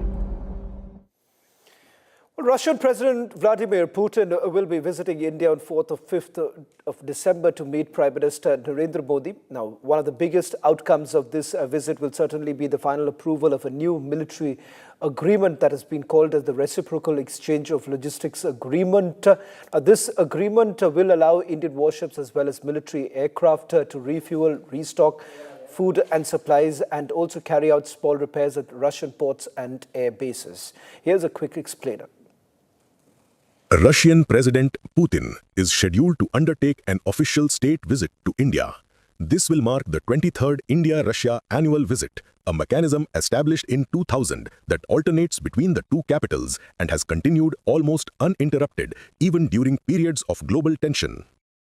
The most concrete deliverable expected from the visit is the final ratification of the Reciprocal Exchange of Logistics Agreement, a pact first proposed in 2019 and initialed in 2021. Under its terms, Indian warships and military aircraft will receive facilitated access to Russian ports and airfields for refueling, replenishment, and minor repairs, while Russian forces will gain similar rights at select Indian facilities. The agreement is especially valuable for India in the Arctic, where Russia maintains an extensive network of bases along the Northern Sea route, and for Russia in the Indian Ocean, where India operates the largest number of forward logistics points among non-Western navies.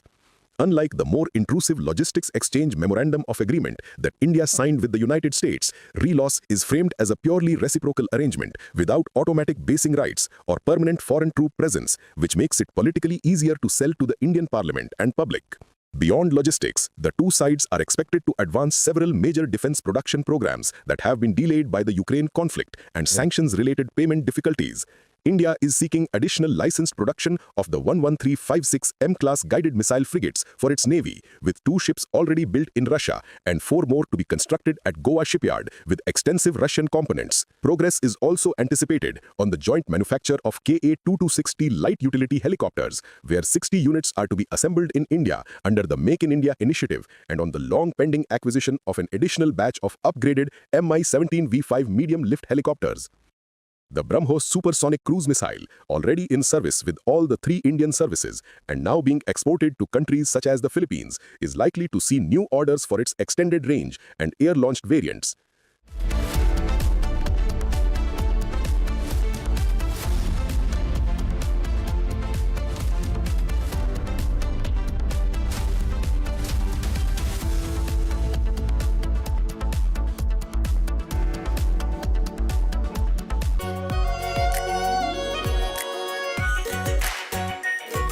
Pure Shahi Paneer Masala. Delicious, healthy, every day.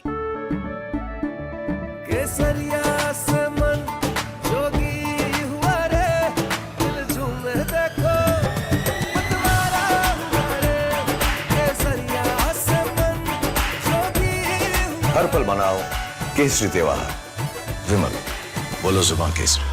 MDH की हल्दी मिर्ची धनिया करे कमाल, ये रंग दे, ये खुशबू दे, ये तीखा, ये कम पड़े, क्या निराला MDH masala.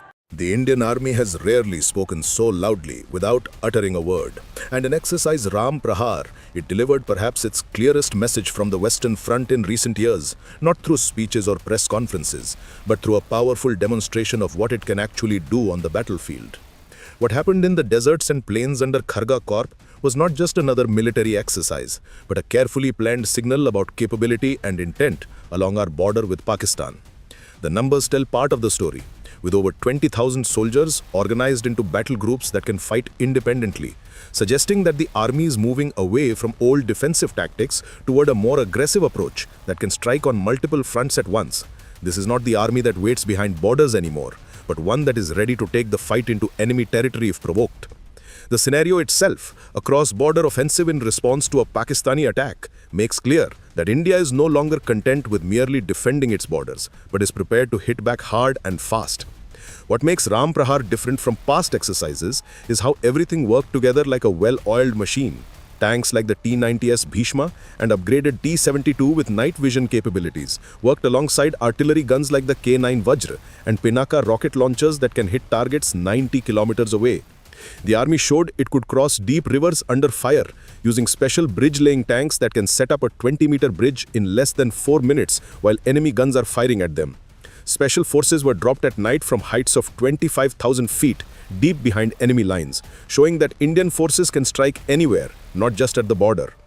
But the real story is not about tanks and guns alone, but about how technology has changed warfare itself. The exercise used drones by the dozens, from surveillance platforms to swarms of 50 kamikaze drones that can attack targets on their own, alongside systems that can jam enemy.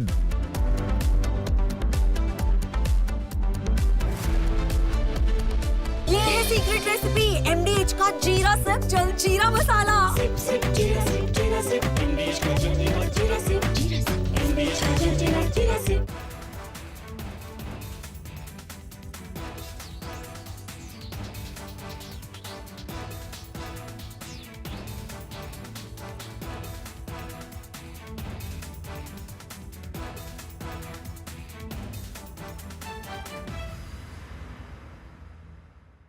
Pure सूजी pasta उबालो मिलाओ और खाओ 8 minute में तैयार। क्या taste है सबका राजा hardcore masala. The Indian Army has rarely spoken so loudly without uttering a word. And in exercise Ram Prahar, it delivered perhaps its clearest message from the Western Front in recent years, not through speeches or press conferences, but through a powerful demonstration of what it can actually do on the battlefield. What happened in the deserts and plains under Kharga Corp was not just another military exercise, but a carefully planned signal about capability and intent along our border with Pakistan. The numbers tell part of the story, with over 20,000 soldiers organized into battle groups that can fight independently, suggesting that the army is moving away from old defensive tactics toward a more aggressive approach that can strike on multiple fronts at once. This is not the army that waits behind borders anymore, but one that is ready to take the fight into enemy territory if provoked. The scenario itself, a cross-border offensive in response to a Pakistani attack, makes clear that India is no longer content with merely defending its borders, but is prepared to hit back hard and fast. What makes Ram Prahar different from past exercises is how everything worked together like a well-oiled machine. Tanks like the T-90S Bhishma and upgraded T-72 with night vision capabilities worked alongside artillery guns like the K-9 Vajra and Pinaka rocket launchers that can hit targets 90 kilometers away. The army showed it could cross deep rivers under fire using special bridge-laying tanks that can set up a 20-meter bridge in less than 4 minutes while enemy guns are firing at them. Special forces were dropped at night from heights of 25,000 feet deep behind enemy lines, showing that Indian forces can strike anywhere, not just at the border.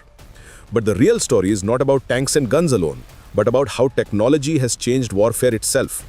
The exercise used drones by the dozens, from surveillance platforms to swarms of 50 kamikaze drones that can attack targets on their own, alongside systems that can jam enemy drones and shoot them down. The time between spotting an enemy target and firing at it was reduced to just 5 minutes using computers and artificial intelligence that help commanders make faster decisions. Electronic warfare units jammed enemy communications across multiple frequencies while keeping Indian networks secure, and cyber teams practiced attacking enemy command centers digitally. Modern war is no longer just about who has more soldiers or bigger guns, but about who controls the invisible world of communications, satellites, and computer networks. The army demonstrated it could move, strike hard, and hold ground inside enemy territory within 72 to 96 hours, showing a strategy built on speed and shock rather than slow, grinding advances. This matters because in today's world, with television cameras and international pressure, military victories must come quickly before diplomacy forces everyone to stop. It reflects lessons from recent conflicts, where hesitation costs more than decisive action, and where the side that acts fastest often wins, regardless of overall strength. Equally important is that most of the equipment used was made in India, from Dhanush howitzers to indigenous bridges to homegrown kamikaze drones. This means India can fight a sustained war without depending on foreign suppliers who might refuse to send spare parts or ammunition during a crisis. The presence of some imported systems like Apache helicopters alongside Indian equipment shows a practical approach that uses the best available technology while building our own industrial base. When Western Command leadership validated that Kharga Corp can launch high-speed armored attacks across rivers, forests and cities in all kinds of combat conditions, it was more than just approval, but confirmation that plans on paper have become battlefield reality. The exercise sends an unmistakable message that anyone planning aggression along our western border should understand the consequences have changed fundamentally. Any future attack will not be met with patient restraint, but with immediate, crushing force designed to inflict unacceptable damage before the aggressor can even fully mobilize. In an age where actions speak louder than words, where military strength must be demonstrated, not just claimed, the Indian Army chose to show rather than tell. It displayed an offensive capability built on indigenous technology, networked warfare, and the ability to strike deep and fast. The message to Pakistan and to the world is crystal clear. India is no longer a reactive power satisfied with defending its borders, but a nation ready and able to punish aggression with overwhelming force. Exercise Ram Prahar was not just a military drill, but a declaration of strategic intent. And perhaps the most important aspect is that it required no accompanying explanation because the capabilities on display spoke for themselves.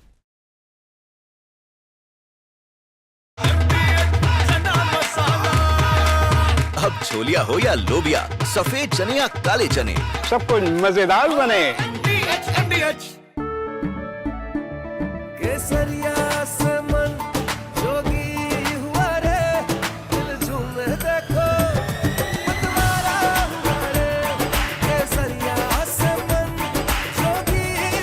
हर पल मनाओ केसरी त्योहार विमल बोलो From the hallowed chambers of the Supreme Court of India, the law roars louder, real, fearless, historic. The first Buddhist Chief Justice of India, former Chief Justice of India, Justice B.R. Gavai, unshaken in conviction. This weekend, on the legal side of things, only on Republic TV. थोड़े में ज्यादा स्वाद यही तो है इसकी खास बात। वाओ मामा क्या स्वाद है? अरे मेरे राजा। 13,000 placements last year. At Amity, we are committed to nurturing passionate, hardworking and proactive professionals. आधे बाउल दही में 4 चम्मच MDH चटनी पुदीना मसाला डाला, स्टर करो, पुदीना चटनी तैयार। MDH चटनी पुदीना मसाला। MDH केसरिया से मन जोगी हुआ रे, दिल झूमे देखो मतवारा हुआ रे। केसरिया से मन जोगी हुआ। हर पल मनाओ केसरी त्योहार विमल बोलो जुबान Kesari.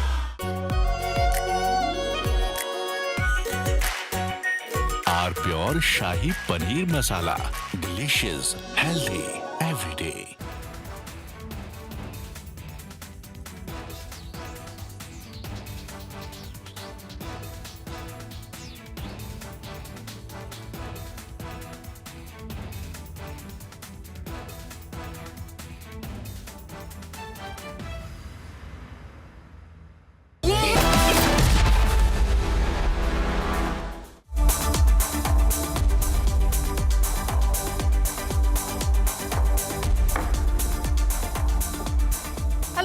Ladies and gentlemen, you're watching 6 Stories at 6 with me, Tanisha Avasthi. Let's get started with the 6 stories that have set the agenda today. Ladies and gentlemen, Prime Minister Modi will be greeting Russian President Vladimir Putin with a warm namaste at Hyderabad House. The leaders will hold delegation-level talks focusing on defense deal, energy cooperation and expanding trade to nearly $100 billion by 2030. What is the inside scoop? We'll get you all that. Defense Minister Rajnath Singh, meanwhile, says that it was Jawaharlal Nehru who wanted to use your, mine and every other taxpayer's money to rebuild the Babri Masjid, and this has ignited a huge political storm. Telangana Chief Minister Revanth Reddy, meanwhile, is back with his Sanatan slander, sparking outrage by asking, are there 3 crore gods in Hinduism? While defending ideological diversity in the Congress party. The BJP workers have then burnt his effigy in Hyderabad, and union ministers have demanded an unconditional apology for insulting Hindu faith. Jamaat-e-Ulama-e-Hind chief Maulana Mahmood Madani declares jihad is sacred and it must be taught in schools. And the person backing him, ladies and gentlemen, and reiterating this remark is no other than a sitting member of parliament from the Samajwadi Party.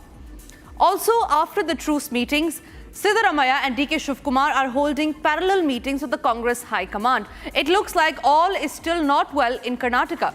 And another heated debate in Parliament was on the Sanchar Sathi app after the massive backlash. The government has now rolled back the clause. What does it mean for you? We'll get you all of that. Ladies and gentlemen, we start our edition with the first focus story that we are tracking that has set the national agenda. A historic handshake of friendship. A decades-old bond about to get a fresh glow. India is rolling out the red carpet as Russian President Vladimir Putin arrives tomorrow for his first state visit since the Ukraine war began. From a private dinner by the Prime Minister to a packed strategic agenda, the India defense ties are set for a major reset. Here's all that you need to know about the major handshake that's going to happen in the national capital tomorrow.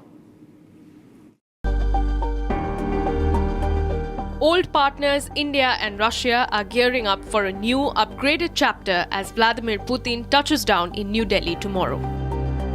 Putin will be welcomed with a private dinner hosted by Prime Minister Narendra Modi, a rare gesture signaling warmth and trust at the very top. On December 5th, the Russian president will receive a ceremonial welcome at Rashtrapati Bhavan, followed by bilateral talks at Hyderabad House, where the real business begins. High on the agenda, a labour mobility pact that will open doors for Indian professionals in Russia's construction, healthcare and hospitality sectors. Both sides are also pushing hard to expand trade, from oil payment mechanisms to securing long-term supply lines amid Western sanctions. Moscow has openly said it admires India's sovereignty and wants to shield bilateral trade from third country pressure. A potential free trade agreement with the Eurasian Economic Union is moving forward, and both leaders are expected to discuss boosting India's exports into the Russian market, a key priority for New Delhi. Defence ties, the backbone of India-Russia cooperation, will dominate the talks. The S-400 missile system, Sukhoi 57 fighter jets, and long-pending joint projects are all on the table, as Moscow looks to deepen strategic military engagement with India. Also expected is a major push on civil nuclear energy, including Russian small modular reactors and the completion of ongoing nuclear plants in India. The two leaders will head to Bharat Mandapam to address business leaders and jointly launch Russia Today's India Operations, a 100-member media bureau entering the Indian market. For India, securing the safe return of its nationals who were enrolled in the Russian military is also expected to be discussed. Putin has also linked this visit to Russia's wider Asia strategy, signaling that Moscow wants its ties with India and China to rise to a quantitatively new level. A private dinner, a grand banquet, big-ticket defense talks, and a roadmap for future trade, technology, and energy. Putin's visit is not just diplomacy. It's a reset, a reaffirmation, and a reminder that India-Russia ties continue to carry weight in a changing world. As President Putin arrives tomorrow, all eyes are on New Delhi, where old friends meet again, ready to script their next chapter. And on to our second top story. Defence Minister Rajnath Singh claim has brought back the Babri debate back in focus. This after he claimed that the country's first Prime Minister, Jawaharlal Nehru, had sought public funds to rebuild the Babri Masjid. But Sardar Vallabhbhai Patel prevented the plan from going ahead. The Union Minister made the claims on Tuesday, that is yesterday, while addressing a unity march in Gujarat to commemorate Sardar Patel's 150th birth anniversary. There are several opposition leaders who countered the Defence Minister Rajnath Singh's remarks, saying that the country's first Prime Minister, Jawaharlal Nehru, wanted to rebuild the Babri Masjid using public funds and accused Rajnath Singh of ruling of the BJP of distorting historical facts. Here is how this remark of Rajnath Singh has become the center point of a huge political debate. In a bombshell claim that has ignited a huge political storm, Defence Minister Rajnath Singh has claimed that India's first Prime Minister, Jawaharlal Nehru, of wanting to rebuild the Babri Masjid using taxpayer money. जब पंडित जवाहरलाल नेहरू बाबरी मस्जिद के मुद्दे पर सरकारी खजाने से पैसा खर्च करने की बात जब उन्होंने छेड़ी थी, सरकारी खजाने से पैसा खर्च करके बाबरी मस्जिद बनवाई जानी चाहिए, उसका भी विरोध यदि किसी ने किया था तो गुजराती मां की कोख से पैदा हुए सरदार वल्लभ भाई पटेल ने ही किया था, मेरे बहन भाई. He said it was a plan that was allegedly thwarted by Sardar Vallabhbhai Patel. Vallabh भाई पटेल उदार व्यक्ति भी थे, वे सच्चे अर्थों में सेकुलर थे, पंथ निरपेक्ष थे, वे तुष्टीकरण में विश्वास नहीं करते थे. जब पंडित जवाहरलाल नेहरू बाबरी मस्जिद के मुद्दे पर सरकारी खजाने से पैसा खर्च करने की बात जब उन्होंने छेड़ी थी, सरकारी खजाने से पैसा खर्च करके बाबरी मस्जिद बनवाई जानी चाहिए, उसका भी विरोध यदि किसी ने किया था तो गुजराती मां की कोख से पैदा हुए सरदार वल्लभ भाई पटेल ने ही किया था, मेरे बहन. In a direct swipe at Nehru's legacy, Defence Minister claimed that the first Prime Minister sought to fund the reconstruction of the Babri Masjid, the site of the 1992 demolition, with public coffers. But it was Patel who stood firm as a true secular, blocking the move to avoid government involvement in religious matters.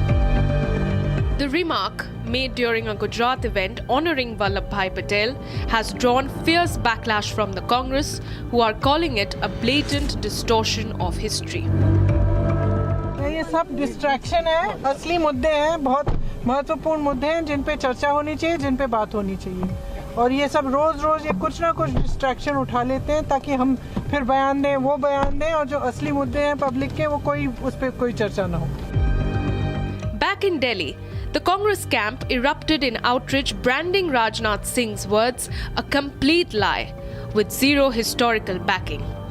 They point to Nehru's well-documented opposition to state funding for any religious site, including Somnath, arguing it proves the exact opposite of Rajnath's narrative.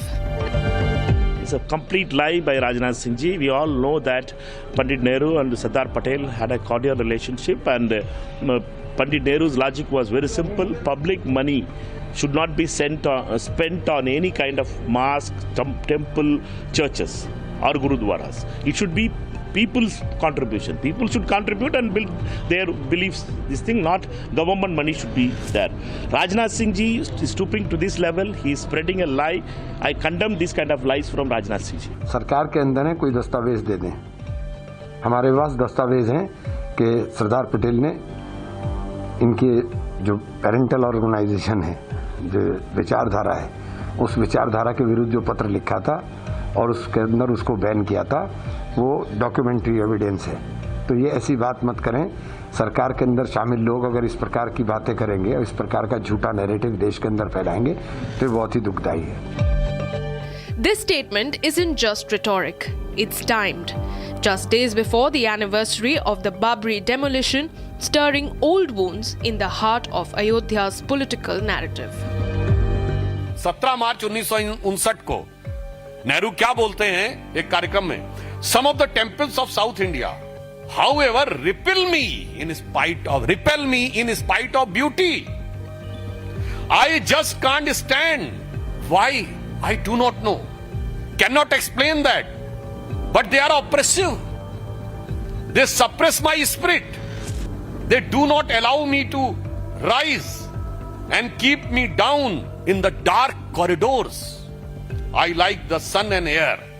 In contrast, he found Taj Mahal as astoundingly beautiful. As Gujarat's Rashtriya Ekta Yatra marches on, this Nehru-Patel Babri clash underscores the BJP's strategy to reclaim Patel's legacy ahead of key anniversaries. The Congress has vowed to counter with facts, but the damage, that's the real background.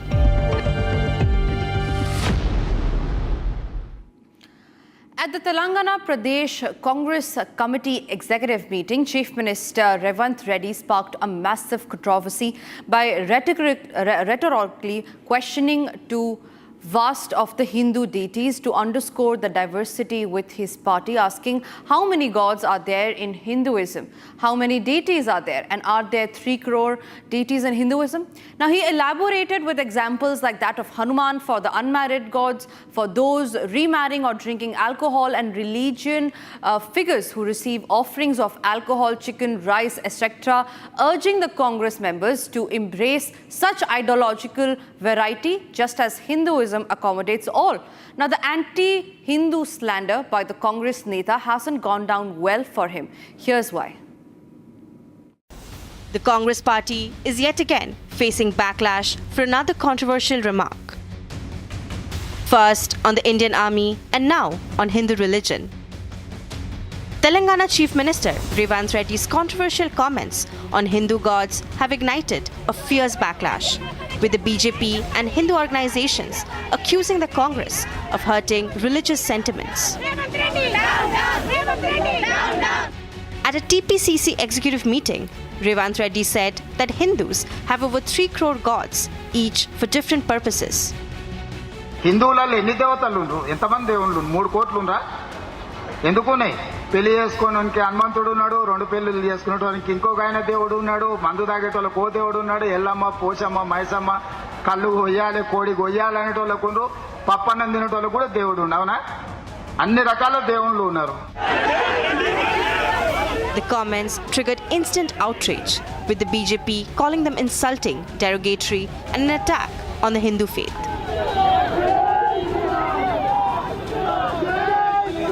देखिए, मौलाना मदनी हो या Congress party हो, दोनों के स्वर आज एक नजर आ रहे हैं। मैं तो धिक्कार शब्द से शुरू करूंगा कांग्रेस के लिए कि जिस प्रकार के शब्दों का प्रयोग तेलंगाना के मुख्यमंत्री कांग्रेस के एटीएम रेवंत रेड्डी जी ने कहा है आज हिंदू देवी देवताओं के लिए, ये न केवल आपत्तिजनक है, ये घृणक है। देखिए, कांग्रेस पार्टी एक मुहिम चला रखा है हिंदुओं के खिलाफ, और जो भी इस तरह की बात बोलेगा ना वो भारत के संविधान में भरोसा रखता हो, ना वो भारत की संस्कृति से वास्ता रखता हो, वो कहीं न कहीं उसका इमोशन आक्रांताओं से, मुगल आक्रांताओं से जुड़ा रहा हो, वही व्यक्ति ऐसा बोल सकता है। Meanwhile, Vishwa Hindu Raksha Parishad has also voiced their condemnation of Revanth Reddy's comments. CM Revanth Reddy's derogatory remarks on Hindu gods and goddesses is absolutely unacceptable by all the Hindu fraternity in our country. A CM who holds a constitutional post should have a basic sense of what to talk and what not to talk. What kind of remarks can ignite and the belief system of our country. And mocking Hanuman Ji today means he's mocking the soul of our nation. He's mocking the very belief system of Sanatana Dharma. He is mocking the civilizational strength of our nation, our heritage, our culture. Does he actually has any kind of guts to address the same kind of an ideology or the free speech, what we call it as? When we say free speech, can he address the same kind of version to any of other religious heads or their gods? We demand an unending apology from the Chief Minister, who has heard the sentiments of several Hindus of this nation or across the globe. Congress leaders are in damage control mode, insisting that Revanth Reddy's words were misunderstood. In a party meeting at Gandhi Bhavan, addressing the cadre, he said that Congress is existing from the last 140 years. There are so many leaders who leads the state units, so there are followers who follow different leaders. So he has compared that with the Hindu following the gods, multiple gods. So he compared that, talking about our own political party, how it existed and why the other political parties haven't existed for 140 years. But the BJP is taking it the other way in the state of Telangana and trying to polarize, trying to again use the caste and gods into the politics. But Revanth Reddy's ultimate thing, what he said is not to hurt anybody's sentiments. The political controversy shows no signs of cooling down, as Revanth Reddy's remarks on Hindu deities have sparked widespread outrage, leading BJP to criticize the Congress-led government in Telangana. Maulana Mahmood Madani, president of Jamiat Ulama-e-Hind, ignited a national controversy, declaring that jihad is sacred and that it must be taught in schools to dispel widespread misconception linking it to terrorism, emphasizing that concept exists in all religion and that it should be explained, including its types, conditions, and who can undertake it. Now, as the opposite of violence, he calls it, what followed the statement was worse. A sitting member of parliament of the Samajwadi Party almost parroting what the Jamaat Ulama-e-Hind chief said. Here is how this has ignited a huge political debate. A fresh storm has erupted. Maulana Mahmood Madani has done it again, calling jihad sacred and insisting it must be taught in schools. Madani says the term has been twisted and accuses political leaders and Sanatan voices of equating jihad with terrorism. In an interview, he doubled down, claiming jihad is vital for the nation and must be introduced in school education to teach its true meaning. But when Republic confronted him on his controversial pitch, Madani evaded the question, dodging every direct query. Sir आप कह रहे हैं sir स्कूलों में जो है जिहाद पढ़ाना चाहिए सर, आप कह रहे हैं सर स्कूलों में जिहाद पढ़ाना चाहिए। सर आपसे स्टेटमेंट सर आपकी जो भी राय है उसकी बात करना चाह रहे हैं सर आपकी जो राय है आप कह रहे हैं सर स्कूलों में एक second This comes amid heated debate over Al-Falah University case and his earlier warning of whenever injustice occurs, there will be jihad. Adding fuel to the escalating row, Congress MP Imran Masood backed the idea of teaching jihad, saying jihad is a term that should be taught. It is for the country and for the nation. The controversy deepened further in Parliament with Samajwadi Party MP Mohibullah Nadwi declaring in Lok Sabha that injustice being done to Muslims means jihad will have to be done. जिनके पुरखों ने आजादी की लड़ाई लड़ी थी मौलाना शदबंदी वो कह रहे हैं कि जुल्म और नाइंसाफी के खिलाफ लड़ना शायद हमें दोबारा लड़ना पड़ेगा और जिहाद करना पड़ेगा। आखिर कब तक मुसलमानों को इस तरह से दबाया जाता रहेगा मुल्क में? मैडम एक जुल्म की एक बर्दाश्त होती है और जब बर्दाश्त खत्म हो जाती है तो जुल्म। धन्यवाद। But the endorsement triggered a fierce counter-attack from the BJP with MP Sudhanshu Trivedi accusing Congress of promoting what he called a Muslim League Maoist mentality. मुस्लिम लीगी माओवादी मानसिकता में कांग्रेस की सीमा तक चली गई है कि एक इस्लामिक धर्मगुरु मौलाना मदनी के द्वारा जिहाद शब्द के बारे में बोले जाने पर कांग्रेस के नेता इमरान मसूद आकर व्याख्या करने लगते हैं। मतलब आपको कौन सी ऐसी गरज पड़ी है कि एक बिल्कुल मजहबी विषय के ऊपर आकर आप उसका बचाव कर रहे हैं।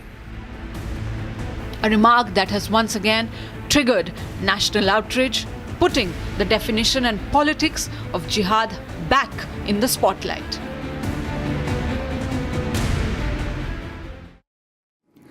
Now, a day after Karnataka Chief Minister Siddaramaiah and Deputy Chief Minister D.K. Shivakumar had put up a grand show of unity at the breakfast meeting, there are fresh political speculations that have begun to fly, where General Secretary Kesu Venugopal was today greeted at the Mangaluru airport with loud chants in support of D.K. Shivakumar. And this, viewers, has once again added fuel to the ongoing power tussle between the Chief Minister and his deputy. Take a look at what happened today. The Karnataka tussle has once again caught the viewers' attention. From past few days, Karnataka Chief Minister Siddaramaiah and Deputy Chief Minister D.K. Shivakumar have met each other 2 times for the breakfast meet. Following the meet, both leaders expressed positive views on it, but hours later he gave a cryptic message. Siddaramaiah said that anything can happen in politics. However, in a significant development, an all-out slogan war erupted at airport when KC Venugopal arrived at the Mangaluru airport.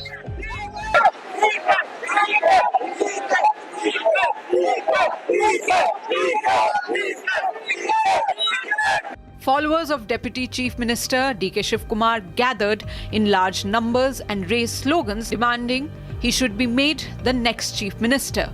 And it did not stop here. Supporters surrounded Venugopal's cars, chanting DK, DK, and insisting that party leadership elevate Shivakumar. Soon after, as Siddaramaiah landed in the city to attend the Guru Gandhi Dialogue Centenary program, his followers immediately broke into Sidhu Sidhu chants. Meanwhile, D.K. Shivakumar totally brushed aside the political chatter surrounding the slogan raised in his support. It is the DK is going on last 10 years. There is not nothing new in it. When people started speaking on Modi, people are speaking on DK. Some people speak on Rahul. Some speak on take Sidhu. There is nothing wrong in it. What is there? With their love and affection, they speak. We should take it in a very sportive way. Now, with the competing chants, public displays of strength and internal jibes, is Karnataka witnessing mere political posturing, or is the power struggle out in open once again? And the last story of the evening, ladies and gentlemen, usually debates over digital initiatives inevitably have always ignited a familiar storm, beginning with the earnest concerns among people about the user rights and the privacy before devolving into the app. Now, the latest flashpoint in this regard is the Sanchar Sathi app, a government-backed cybersecurity tool that has been launched this year, in fact, in the year of January, to combat the telecom fraud by verifying their certain devices, numbers, and even blocking or lost stolen phones. They have also been responsible in flagging suspicious connections. After the backlash that was raised by the opposition's flagging security concerns, the government has now rolled back a certain clause saying that this app is certainly not mandatory for all the viewers. Here is why it matters to you. Controversy over the Sanchar Sathi app continues to escalate as the opposition fearmongers over privacy breach. The government recently introduced the app as a security and awareness platform whose purpose is to help mobile users manage their digital identity. The app promises to protect users and tracking misuse of mobile numbers and prevent fraudulent SIMs. The government pointed out that it's essential to fight cybercrime, stop fraud calls, block suspicious apps, and help track lost or stolen phones. संचार साथी एक ऐसा app है जिसके आधार पर जन भागीदारी के आधार पर आज देश की एक एक जनता और नागरिक अपने आप को सुरक्षित रख सकता है फ्रॉड से, स्टोलन मोबाइल से, अपने स्टोलन मोबाइल को रिकॉर्ड कर सकता है, रिपोर्ट कर सकता है। पर इसकी सफलता का श्रेय अगर किसी को जाता है तो जनता को जाता है सर, क्योंकि उनके उपयोग के आधार पर ही हम लोग सफल हो पाए। अपोजिशन ये जो इशू ढूंढ करके लाने का आवश्यकता नहीं है। विंटर सेशन पार्लियामेंट में बिजनेस तय किया गया है, बहुत सारा मुद्दे हैं और कई मुद्दे जो अपोजिशन ने भी उठाया है उस पर हम बातचीत करके आगे क्या करना है इसमें विचार करेंगे। नए नए मुद्दे ढूंढ करके पार्लियामेंट को डिस्टर्ब करने के लिए बहाना बनाने का कोई आवश्यकता नहीं है। हर मुद्दे अपने जगह में इम्पोर्टेंट है, लेकिन मुद्दे को आप हथियार बना करके पार्लियामेंट को स्टॉल करेंगे, ये तो ठीक नहीं है। But the opposition is still pressing on the security concerns, where today the Congress asked for a formal discussion in the upper house. In a notice to Parliament, Congress stated some of the privacy and security concerns linked to the directive. पहली बात तो आपने आदेश में लिखा है कि ये delete नहीं हो सकती, पर मान लीजिए कि डिलीट हो सकती है, तो भैया फिर आप अपलोड क्यों कर रहे हो? जबरदस्ती अपलोड क्यों कर रहे हो? अगर किसी को वो डाउनलोड करनी होगी तो वो ऐप स्टोर पर जाकर डाउनलोड कर सकता है। आप जबरदस्ती अपलोड करके फिर ये कहोगे कि अब ये डिलीट हो सकती है। इतनी देर में अगर फोन का सारा डेटा चुरा लिया गया तो क्या मंत्री जिम्मेवारी लेंगे? बगैर अनुमति के ये अनिवार्य ऐप हिंदुस्तान के नागरिकों के सेल फोन पर जबरदस्ती अपलोड कैसे की जा सकती है? कौन से कानून के तहत ये किया जा रहा है? क्या कोई साइबर सिक्योरिटी ऑडिट किया गया? क्या स्टेक होल्डर से कोई चर्चा हुई? जवाब नहीं में है। इसलिए ये मामला आज सदन में मैंने उठाकर सरकार से जवाबदेही देने की बात कही। Speaking on the concerns, the party said that government must clarify the legal authority for mandating the app. With threats of digital fraud looming, the government has asserted confidence on the use of the app. The question is, why is the opposition spooked by an app that keeps fraud in check? And that's all that we could pack in this edition of 6 Stories at 6. It's time for us to now slip into a short break. Don't go anywhere. Coming up next after the break is Live and Breaking with my colleague Abhishek.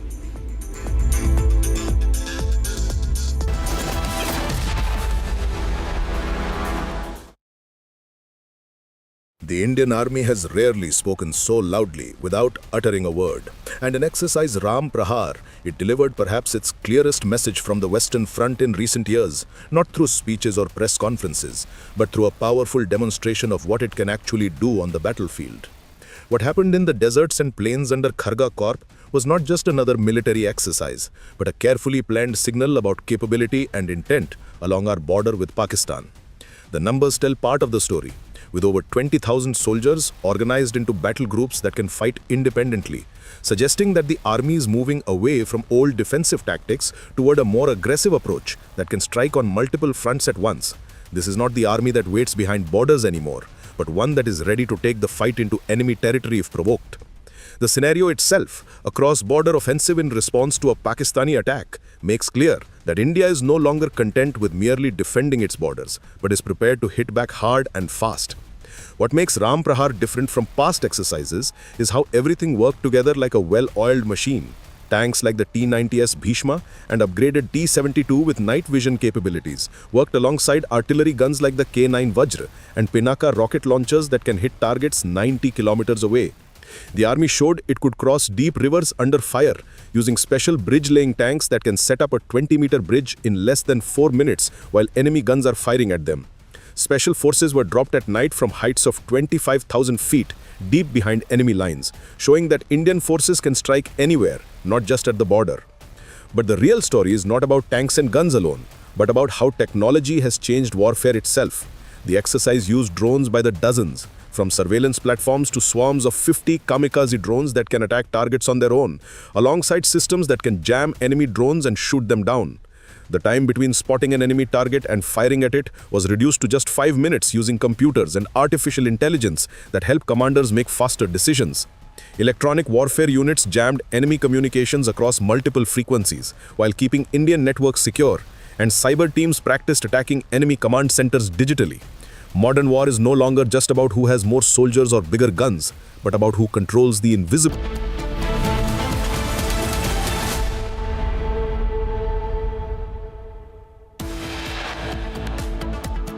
जुल्म और नाइंसाफी के खिलाफ लड़ना शायद हमें दोबारा लड़ना पड़ेगा और जिहाद करना पड़ेगा। आखिर कब तक मुसलमानों को इस तरह से दबाया जाता रहेगा मुल्क में?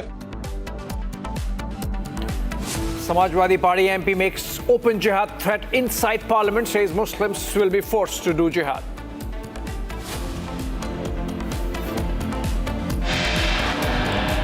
सर आप कह रहे हैं सर स्कूलों में जो है जिहाद पढ़ाना चाहिए सर, आप कह रहे हैं सर स्कूलों में जिहाद पढ़ाना चाहिए.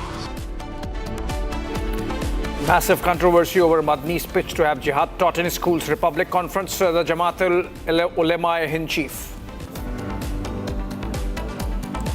जब पंडित जवाहरलाल नेहरू बाबरी मस्जिद के मुद्दे पर सरकारी खजाने से पैसा खर्च करने की बात जब उन्होंने छेड़ी थी, उसका भी विरोध यदि किसी ने किया था तो गुजराती मां की कोख से पैदा हुए सरदार वल्लभ भाई पटेल ने ही किया था मेरे बहनों भाई. Rajnath Singh slams Jawaharlal Nehru, claims he wanted to use public funds to build Babri Masjid. Congress calls Rajnath's remarks a lie.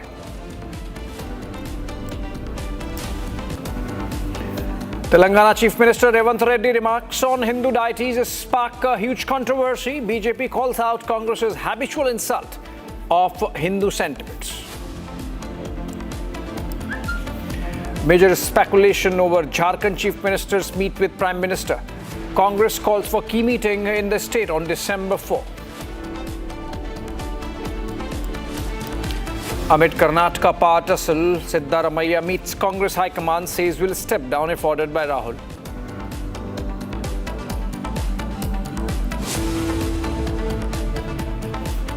The most extensive coverage on the Modi-Putin meeting in Delhi. Republic Sputnik ahead on live updates.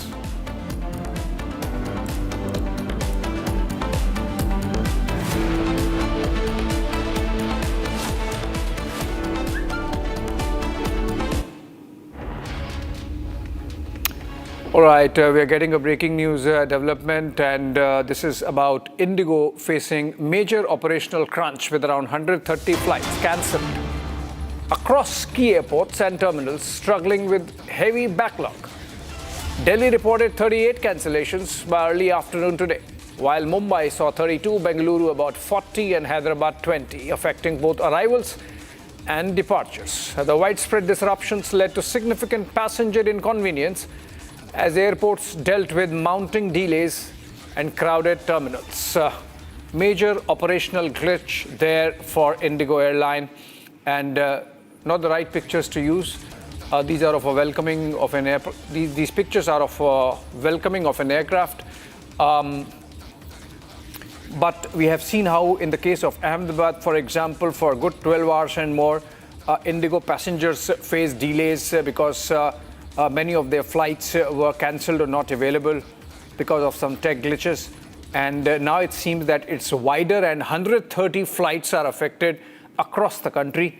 Mumbai, Bengaluru, Hyderabad, Delhi, Ahmedabad, among other places where Indigo is facing this crunch. Let's listen to one of those chaos pictures.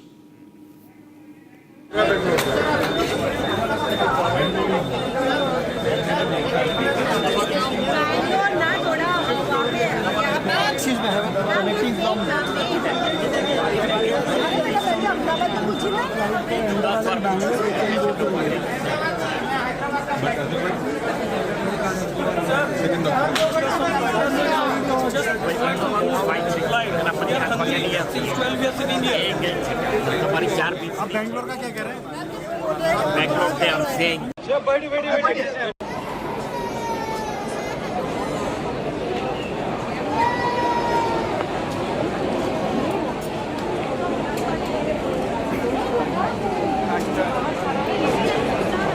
CS Randhawa joining us for more on this. Very good evening to you, Mr. Randhawa. What's your understanding of what kind of tech glitch would have led to Indigo facing these disruptions of 130 flights across the country? Okay, first and foremost thing, I think the ongoing situation which continued for the software upgrade, which was due till to be completed by 30th of November. And YASA had very clearly stated that in case the aircraft do not undergo the modification in the software, the aircraft cannot fly after 30th of November, 5:30 Indian time. Now, that could be one reason if they have not upgraded all the aircraft, but then what we heard as per our news, what we received, that they had upgraded all the aircraft with the current software. So the next question comes is that these flight cancellations are partly due to the crew shortage. Incorrect rostering could be one of the issues. And you see, Indigo is operating almost 2,200 flights, per day. And these cancel multiple airports where the maximum flights have been affected or the cancellations, Delhi, Mumbai, Hyderabad, Bangalore. These are the places where it is affected. The FTTL could be a cause and constraints in rostering the pilots. So this could be one of the main reasons. Right. For the crew shortages. And they have not been able to, give proper assistance to the passengers and convey the information in time. And that has led to total chaos, I would tell you this modification started just towards 28th. Prior to that, I had traveled and on Indigo flight to Delhi. On both the sectors, it was delayed more than 2 hours, 2.5 hours, 3 hours. So this is nothing to do with the upgrade of the software. They have been facing this. This was building up. In fact, it started last week. The delays and cancellations. And I could see on the board a lot of flights delayed and some were cancelled. So this is an after effect of the shortages in the crew. And I don't think so. There is the cabin crew shortage. This is more pertinent to the cockpit crew shortage, which would be the attributable reason for the delays. And also added to that is the congestion at Delhi and Mumbai airport, which is pertinent during the winter season. Winter is picking up, but still the visibility is not bad.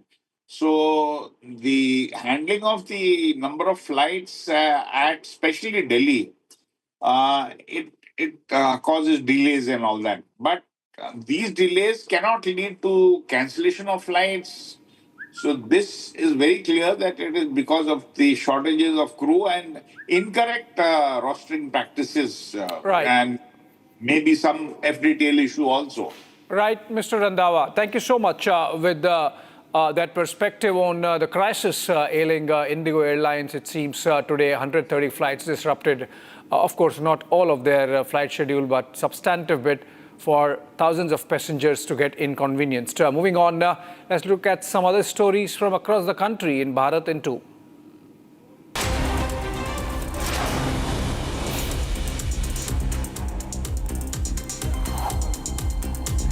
Five-member Congress committee was formed ahead of Tamil Nadu Assembly elections. The panel consists of Girish Chodankar, Suraj Hegde, Nivedit Alva, K. Selva Perunthagai and S. Rajesh Kumar. The committee is basically formed for the election-related matters, specifically for seat-sharing negotiations. A meeting regarding the same is underway at the Congress head office, Satyamurthy Bhavan in Chennai. Ahead of West Bengal's assembly elections, Prime Minister Modi met BJP MPs from Bengal today in Parliament. The Prime Minister directed the MPs to work hard and ensure victory for the party in the state, suggesting that the fight against the current regime must continue. Various strategies were also discussed during the meet, which included highlighting the benefits of a double-engine government and exposing alleged corruption. The Railway Department conducted an intensive investigation today in Lucknow as they received information that Bangladeshis and infiltrators were living in slums near the Lucknow railway station. Following this, the department, in collaboration with the police, launched Operation Cleanup. However, more details are still awaited as to further progress in the investigation. Finance Minister Nirmala Sitharaman on Wednesday stated that her ministry does not issue advisory or directions to Life Insurance Corporation of India, the LIC, regarding its investment decisions, and emphasized that the investments that the state-owned insurer made in Adani Group were as per established SOPs.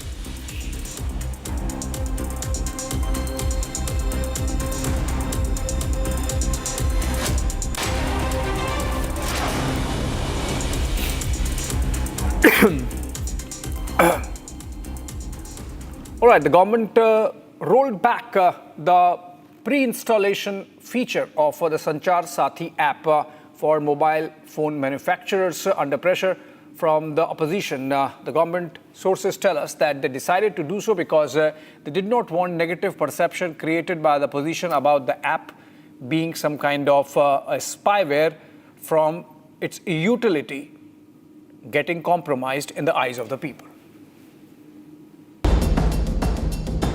Controversy over the Sanchar Sathi app continues to escalate as the opposition fearmongers over privacy breach. The government recently introduced the app as a security and awareness platform whose purpose is to help mobile users manage their digital identity. The app promises to protect users and tracking misuse of mobile numbers and prevent fraudulent SIMs. The government pointed out that it's essential to fight cybercrime, stop fraud calls, block suspicious apps, and help track lost or stolen phones. संचार साथी एक ऐसा app है जिसके आधार पर जन भागीदारी के आधार पर आज देश की एक एक जनता और नागरिक अपने आप को सुरक्षित रख सकता है फ्रॉड से, स्टोलन मोबाइल से, अपने स्टोलन मोबाइल को रिकॉर्ड कर सकता है, रिपोर्ट कर सकता है। पर इसकी सफलता का श्रेय अगर किसी को जाता है तो जनता को जाता है सर, क्योंकि उनके उपयोग के आधार पर ही हम लोग सफल हो पाए। ऑपोजिशन ये जो इशू ढूंढ करके लाने का आवश्यकता नहीं है। विंटर सेशन पार्लियामेंट में बिजनेस तय किया गया है, बहुत सारा मुद्दे हैं और कई मुद्दे जो ऑपोजिशन ने भी उठाया है उस पर हम बातचीत करके आगे क्या करना है इस पर विचार करेंगे। नए नए मुद्दे ढूंढ करके पार्लियामेंट को डिस्टर्ब करने के लिए बहाना बनाने का कोई आवश्यकता नहीं है। हर मुद्दे अपने जगह में इम्पोर्टेंट है, लेकिन मुद्दे को आप हथियार बना करके पार्लियामेंट को स्टॉल करेंगे, ये तो ठीक नहीं है।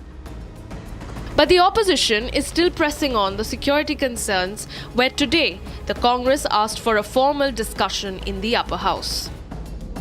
In a notice to Parliament, Congress stated some of the privacy and security concerns linked to the directive. पहली बात तो आपने आदेश में लिखा है कि ये डिलीट नहीं हो सकती, पर मान लीजिए कि डिलीट हो सकती है, तो भैया फिर आप अपलोड क्यों कर रहे हो? जबरदस्ती अपलोड क्यों कर रहे हो? अगर किसी को वो डाउनलोड करनी होगी तो वो ऐप स्टोर पर जाकर डाउनलोड कर सकता है। आप जबरदस्ती अपलोड करके फिर ये कहोगे कि अब ये डिलीट हो सकती है। इतनी देर में अगर फोन का सारा डेटा चुरा लिया गया तो क्या मंत्री जिम्मेवारी लेंगे? बगैर अनुमति के ये अनिवार्य ऐप हिंदुस्तान के नागरिकों के सेल फोन पर जबरदस्ती अपलोड कैसे की जा सकती है? कौन से कानून के तहत ये किया जा रहा है? क्या कोई साइबर सिक्योरिटी ऑडिट किया गया? क्या स्टेक होल्डर से कोई चर्चा हुई? जवाब नहीं में है। इसलिए ये मामला आज सदन में मैंने उठाकर सरकार से जवाबदेही देने की बात कर रही है। Speaking on the concerns, the party said that government must clarify the legal authority for mandating the app. With threats of digital fraud looming, the government has asserted confidence on the use of the app. The question is, why is the opposition spooked by an app that keeps fraud in check? All right, political controversy at the hands of Telangana Chief Minister Revanth Reddy. Now, the first time seems like underscoring Congress culture, attacking Hinduism, Hindu gods, Sanatan Dharma.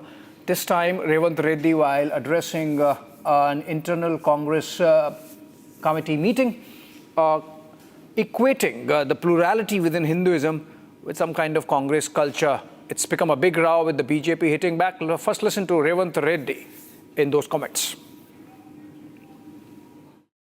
హిందువులలో ఎన్ని దేవతలు ఉండ్రు? ఎంతమంది దేవుళ్ళు? 3 కోట్లు ఉండ్రా? ఎందుకున్నాయి? పెళ్లి చేసుకోవడానికి హనుమంతుడు ఉన్నాడు, 2 పెళ్లిళ్ళు చేసుకునేటోనికి ఇంకొక ఆయన దేవుడు ఉన్నాడు, మందు తాగేటోళ్ళకి ఓ దేవుడు ఉన్నాడు, ఎల్లమ్మ, పోషమ్మ, మైసమ్మ, కళ్ళు కొయ్యాలి, కోడి కొయ్యాలి అనేటోళ్ళకు ఉండ్రు, పప్పన్నం తినేటోళ్ళకు కూడా దేవుడు ఉండు. అవునా? అన్ని రకాల దేవుళ్ళు ఉన్నారు. హిందువులలో ఎన్ని దేవతలు ఉండ్రు? ఎంతమంది దేవుళ్ళు? 3 కోట్లు ఉండ్రా? ఎందుకున్నాయి? పెళ్లి చేసుకోవడానికి హనుమంతుడు ఉన్నాడు, 2 పెళ్లిళ్ళు చేసుకునేటోనికి ఇంకొక ఆయన దేవుడు ఉన్నాడు, మందు తాగేటోళ్ళకి ఓ దేవుడు ఉన్నాడు, ఎల్లమ్మ, పోషమ్మ, మైసమ్మ, కళ్ళు కొయ్యాలి, కోడి కొయ్యాలి అనేటోళ్ళకు ఉండ్రు, పప్పన్నం తినేటోళ్ళకు కూడా దేవుడు ఉండు. అవునా? అన్ని రకాల దేవుళ్ళు ఉన్నారు. This is same Revanth Reddy who last week said Congress is a Muslim party, so you get the drift. BJP, of course, came back with a ton of bricks on the Telangana Chief Minister for equating Hindu gods with some kind of Congress culture. Listen it. Telangana के मुख्यमंत्री श्री रेवंत रेड्डी ने जिस प्रकार से हिंदू देवी देवताओं के बारे में अपमानजनक, अवांछनीय कमेंट किए हैं, उसे किसी भी कीमत पर बर्दाश्त नहीं किया जा सकता। और एक तरफ ये वही मुख्यमंत्री हैं जिन्होंने अभी जुबली हिल के चुनाव में ओपनली बोला था कांग्रेस मतलब मुसलमान, मुसलमान मतलब कांग्रेस। आपको पूरा तहे दिल से मुस्लिम समाज के साथ जाइए, कोई समस्या नहीं है। आप हम सफर, हम प्याला, हम निवाला, हम राज हो जाइए, हमें कोई समस्या नहीं है। मगर हिंदू धर्म के देवी देवताओं को गाली देंगे तो यह बर्दाश्त करने योग्य नहीं है। देखिए, मौलाना मदनी हो या कांग्रेस पार्टी हो, दोनों के स्वर आज एक नजर आ रहे हैं। मैं तो धिक्कार शब्द से शुरू करूंगा कांग्रेस के लिए कि जिस प्रकार के शब्दों का प्रयोग तेलंगाना के मुख्यमंत्री कांग्रेस के एटीएम रेवंत रेड्डी जी ने कहा है आज हिंदू देवी देवताओं के लिए, ये न केवल आपत्तिजनक है, ये घृणक है। यह कांग्रेस पार्टी के मनसा के अंदर किस प्रकार से हिंदुओं के खिलाफ एक जहर भरा हुआ है वो दर्शाता है। रेवंत रेड्डी कहते हैं अपने एक डिस्ट्रिक्ट कोऑर्डिनेशन कमेटी की मीटिंग में कि यदि भगवानों के बीच ही कंसेंसस नहीं है तो हमारे बीच में कंसेंसस कैसे हो सकता है, हम कैसे कंसेंसस बना सकते हैं। यह हिंदू धर्म क्या है? ये सनातन धर्म में 3 करोड़ देवी देवताएं हैं। बैचलर के लिए हनुमान जी हैं, जो 2 शादी करते हैं उनके लिए कोई और भगवान है, कोई ऐसे भगवान है जो शराब पसंद करते हैं, कोई ऐसे भगवान है जो टॉडी पसंद करते हैं, वेजिटेरियंस दाल रोटी खाने वालों के लिए एक अलग। Okay, big breaking coming in, and this is connection with the Madurai Deepam episode.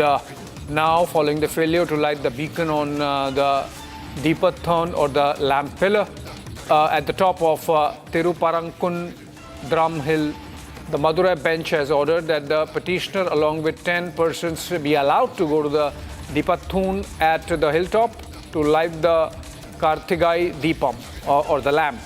The bench also directed the Central Industrial Security Force or the CISF to provide necessary security for the process.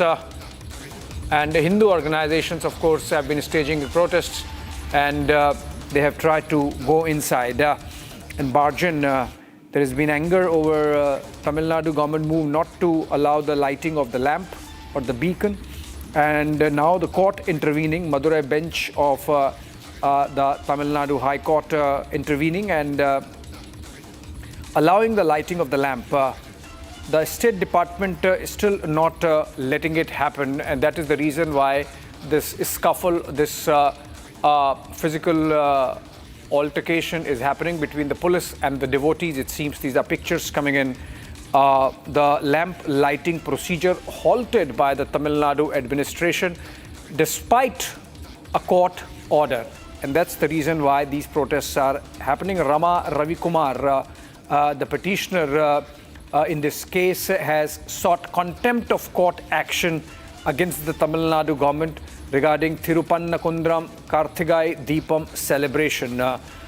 Justice G.R. Swaminathan, who heard the case and ordered the executive officer of the temple and the Madurai City Police Commissioner to appear via video conference at around 6:05 p.m. as the lamp was not lit on the Deepathon as per the court order. We have Sharda joining us, our correspondent from Chennai, over the phone. Sharda, please explain to us, has the court decided to proceed with the contempt of court proceedings, and how's the situation on the ground? Well, as of now, the court has decided that the government has made a contempt of court as they did not light the lamp at 6 p.m. as per the orders given to them on December 1. Now, Justice Subramaniam has stated that the person who filed the petition has the right to go and light the lamp in the Deepathon along with 10 others at the same. While multiple arrangements were made today afternoon by the HRNC department to light the lamp, around 5:45 the entire team came down stating that the government had called them for a talk. But after that, the lamp was not lit, and following which now Justice Subramaniam had taken a call and a conference and stated the person who is protesting has the right to go and light the lamp and allow them to do it. Now, following this, tomorrow a case is expected to be heard in the Madurai bench of the Madras High Court for the contempt of court by the HRNC department of the Tamil Nadu. Right. Thank you so much. Another hearing tomorrow to decide the fate of the lighting of the lamp at the Deepathon of the Tirupannakundram temple in Madurai.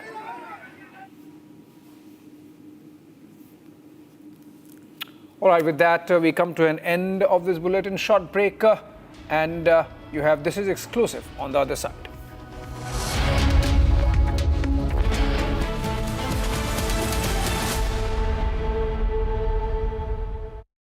MDH की हल्दी मिर्ची धनिया करे कमाल, ये रंग दे, ये खुशबू दे, ये तीखा, ये कम पड़े, क्या निराला MDH मसाला।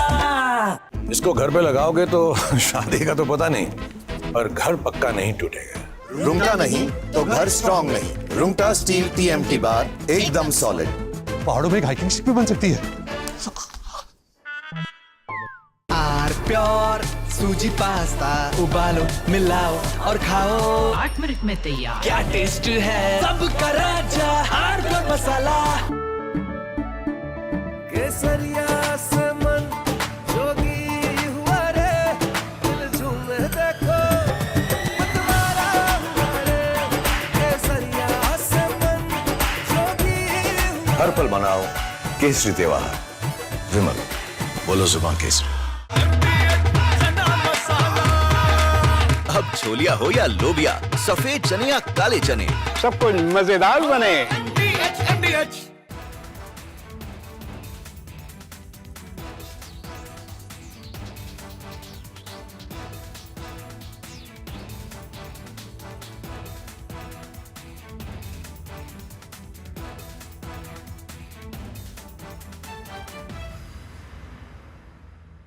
थोड़े में ज्यादा स्वाद, यही तो है इसकी खास बात। वाओ मामा, क्या स्वाद है? अरे मेरे राजा,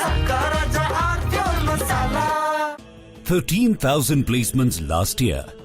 At Amity, we are committed to nurturing passionate, hardworking and proactive professionals. The Indian Army has rarely spoken so loudly without uttering a word. And in exercise Ram Prahar, it delivered perhaps its clearest message from the Western Front in recent years, not through speeches or press conferences, but through a powerful demonstration of what it can actually do on the battlefield. What happened in the deserts and plains under Kharga Corp was not just another military exercise, but a carefully planned signal about capability and intent along our border with Pakistan. The numbers tell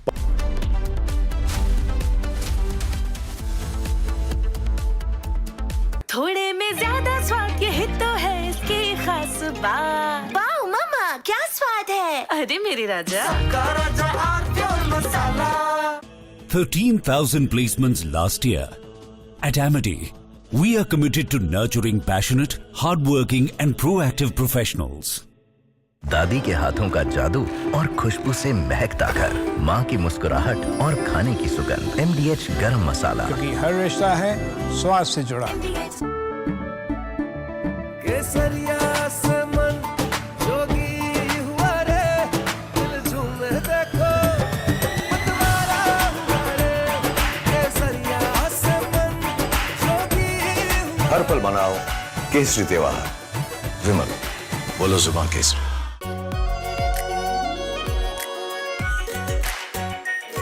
pure shahi paneer masala, delicious, healthy every day.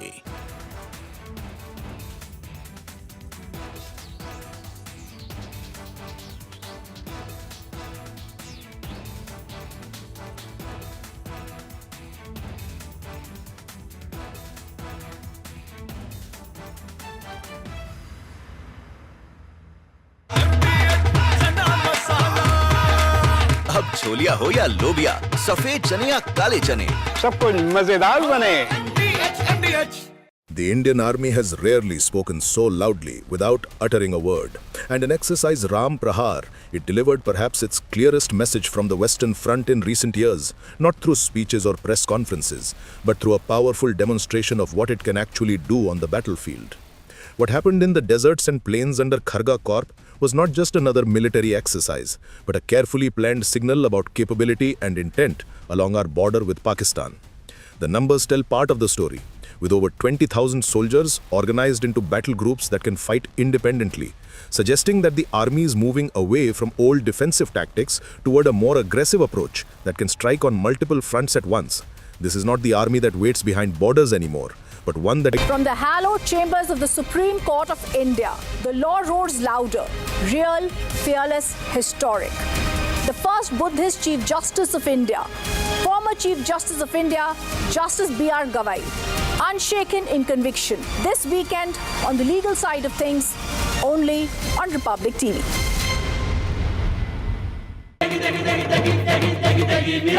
MDH की देगी मिर्च, देगी मिर्च का तड़का, अंग अंग फड़का। MDH की देगी मिर्च। इसको घर पे लगाओगे तो शादी का तो पता नहीं, पर घर पक्का नहीं टूटेगा।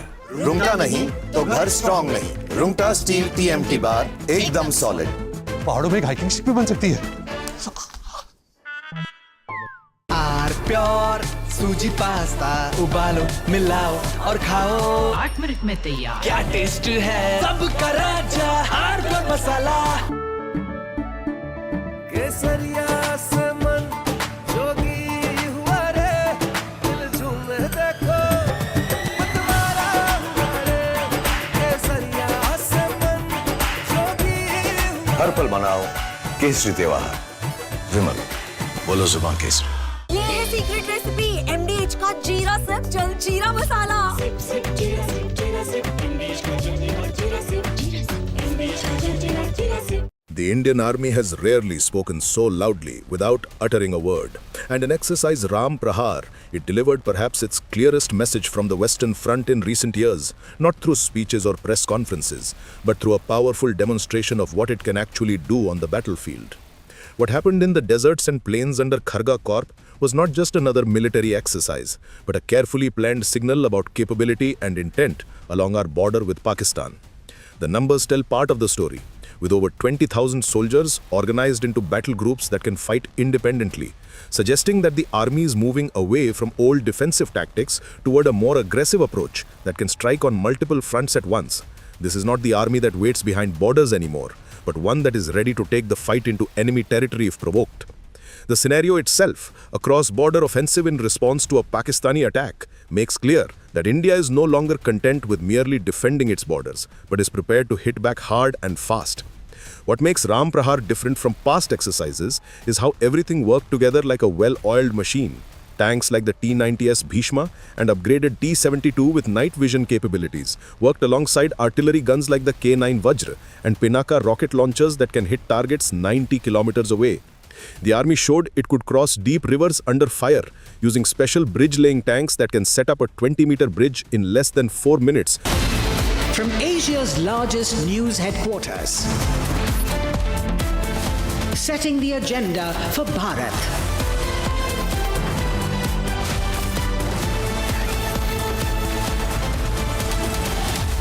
You're watching Republic.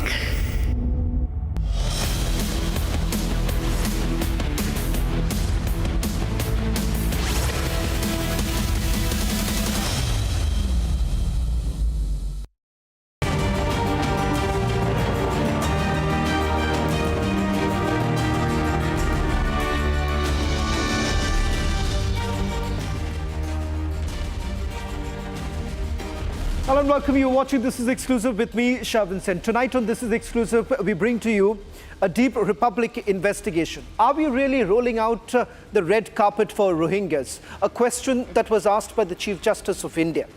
A report now that has been done by my colleague Aishwarya in Hyderabad shows that there are 31 camps in just one city.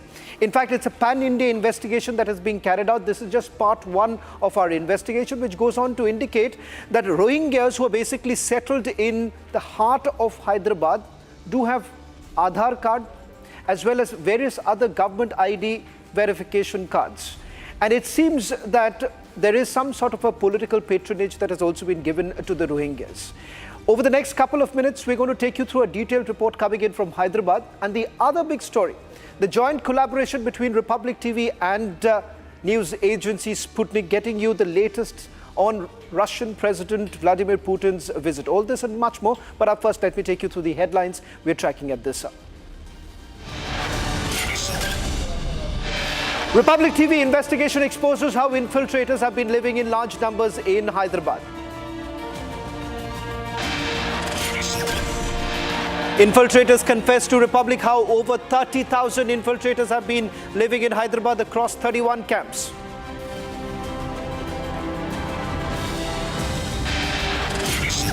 Countdown has begun for Russian President Putin's much anticipated visit to India.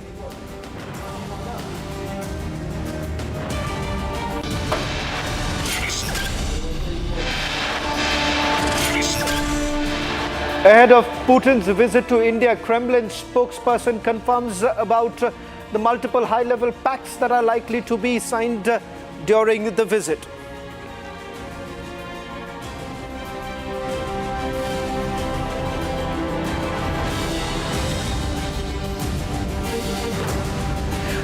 Ladies and gentlemen, this is a Republic TV investigation which has now exposed how infiltrators from Bangladesh as well as Myanmar have basically settled in Hyderabad across 31 camps.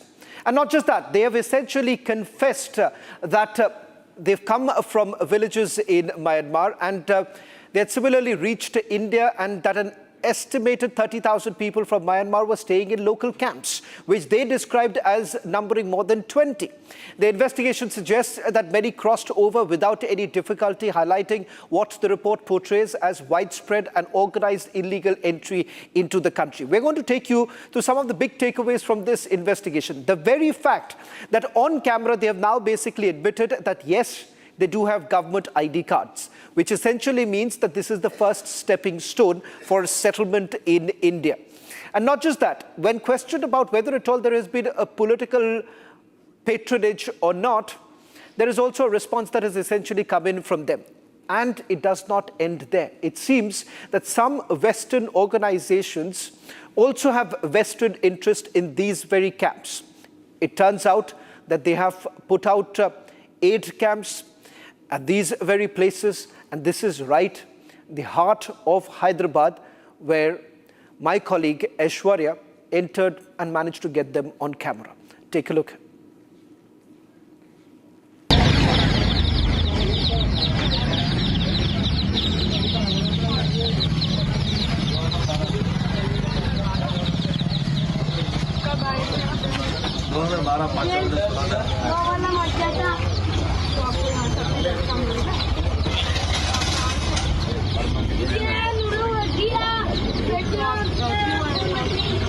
देश में हाल बहुत बुरा है, मार दे रहा, वो सब चला दिए, कुछ भी नहीं होना, दफा हो जा रहा, कलमा छोड़ो, यहाँ से चली गई, मुसलमान मिशन नहीं रहे, मुझे दिख रहा है जला दे, जान से मार दिया, हजारों न्यूज में देख रहे हैं। तो यहाँ कैसे आए हैं? बस से, ट्रेन से, पैदल, जंगल से, पानी का नदी से, 8 दिन 8 लगता है। कितने लोग के साथ आए हैं? अपन कैसा भी नहीं, एक दो करके ऐसे चुपके जो रास्ता पे निकल जाना। आपका फैमिली के साथ आए थे? नहीं, अलग अलग आए। कितने फैमिली मेंबर्स रहते हैं आपके यहाँ? बहुत है यहाँ पर, बहुत हजारों। नहीं, आपके फैमिली मेंबर्स कितने हैं? मेरा 6 वाइफ और बच्चे। तो आपको यहाँ पे कैसे अल्हम्दुलिल्लाह, किसी को ना कोई लुसन करे, ना किसी को डिस्टर्ब करे, अपना मैंने से अपन जी रहा हूँ। अच्छा, ये शॉप आप यहाँ आके रखा? तो आप क्या यहाँ पे कुछ सपोर्ट मिल रहा है गवर्नमेंट की? कुछ भी सपोर्ट तो नहीं हमें, कुछ तो बुरा नहीं है, ना कुछ परेशानी है। पुलिस वाला आ रहा जा रहा, पुस्तक करके चले आ रहे, साल में एक बार घंटे में ले लेता अपन को, लोकल सपोर्ट है कुछ पॉलिटिकली? नहीं, लोकल वाला क्या सपोर्ट देता, अपना प्लाट लेके ऐसा किराया देके जुगड़े वाला क्या पड़े। आपका नाम?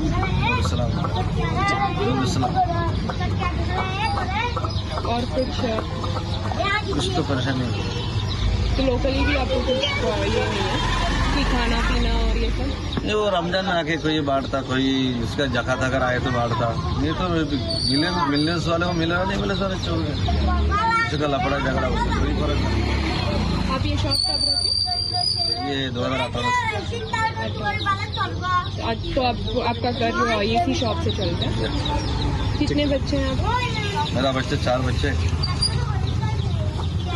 तो हम लोग किधर से है? दिल्ली से, एनजीओ से। कौन सा एनजीओ? एमनेस्ट।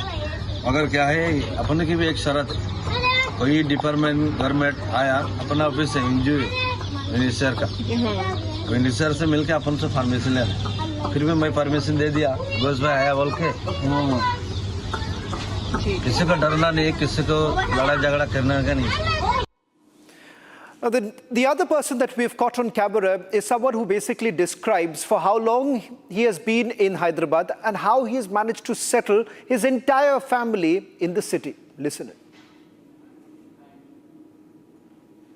तो आप कहाँ से? हैदराबाद से। हाँ, तो आप यहाँ पे डॉक्टर इन सबको? हाँ, जनरल फिजिशियन हूँ मैं, मेरे पास पेशेंट्स आते हैं, सभी बुखार, बॉडी पेन, ये लोग को इचिंग ज़्यादा है। अच्छा। ये लोग कचरा वो कूड़ा सुनते ना, इचिंग ज़्यादा होती है, तो दवाई मेरे पास से लेते, आज दवाई लेते, कल परसों वो कचरा बेच के पैसे देते, पैसे का बहुत दिक्कत है, थोड़ा फाइनेंशियल हेल्प होना है तो फिर मेडिकल कैंप चलाना, एवरी मंथ एक कैंप चलाना है। अच्छा, तो आप क्या नॉर्मली कितने कैंप्स हैं यहाँ पे पूरे? कितने लोग हैं यहाँ पे 21 कैंप से भरना 21 है। अच्छा 31 बोल रहे थे 21 थोड़े लोग चले थे बांग्लादेश। अच्छा ओके 21 में पूरे कितने लोग हैं? पूरे होंगे 30,000 हो गए। तो सारे आपके पास ही आते हैं? नहीं मेरे पास थोड़े आते हैं उधर रोड पे उधर सब जगह जिसका डॉक्टर का पर्सन। और इनका मोस्टली क्या प्रॉब्लम होती है? इनको क्या है कोल्ड फीवर होता बॉडी पे और वीकिंग ज़्यादा होती है। यही है कम्युनिकेशन हार्ड वर्क करते हैं शाम को जब आते तो बहुत वीकनेस हो जाता weakness. Well, for all those who have been questioning as to what action should be taken against infiltrators and why should there be any action against them, one must listen to the fact that it does turn out that this has been done in a very systematic manner. The very fact that they've been living here for several years put together and the fact that they've managed to get their government IDs.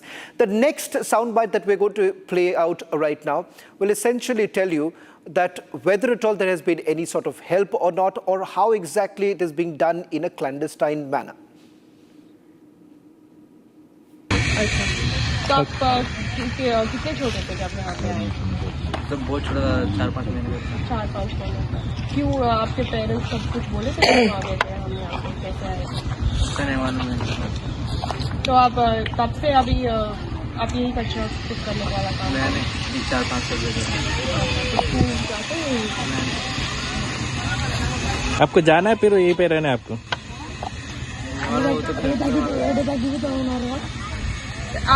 आप लोग यहाँ आके पैदा हुए थे ना? अच्छा कब से यहाँ पे हुआ बताओ? मतलब कितने सालों से आपके पेरेंट्स यहाँ पे आए? 10-12 साल। स्कूल आप लोग जाते हो? कहाँ पे? यहाँ चंद्रगुट्टा का गवर्नमेंट स्कूल पे जाते हो?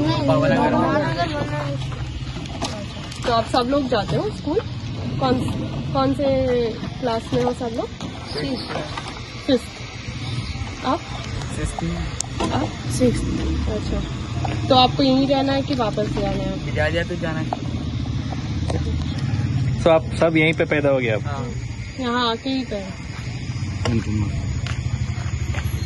आपको कुछ परेशानी बोलो। आपका नाम बताओ, आप यहाँ कहाँ से हो?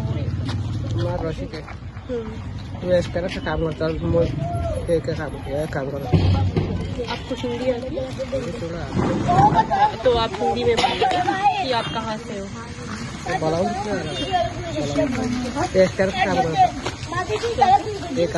अच्छा ये काम करते हो? अच्छा तो अब कैसे है, कितना मुश्किल हुआ आने में? कैसे हो रहा आपका अभी? मुश्किल नहीं। कब आए थे आप?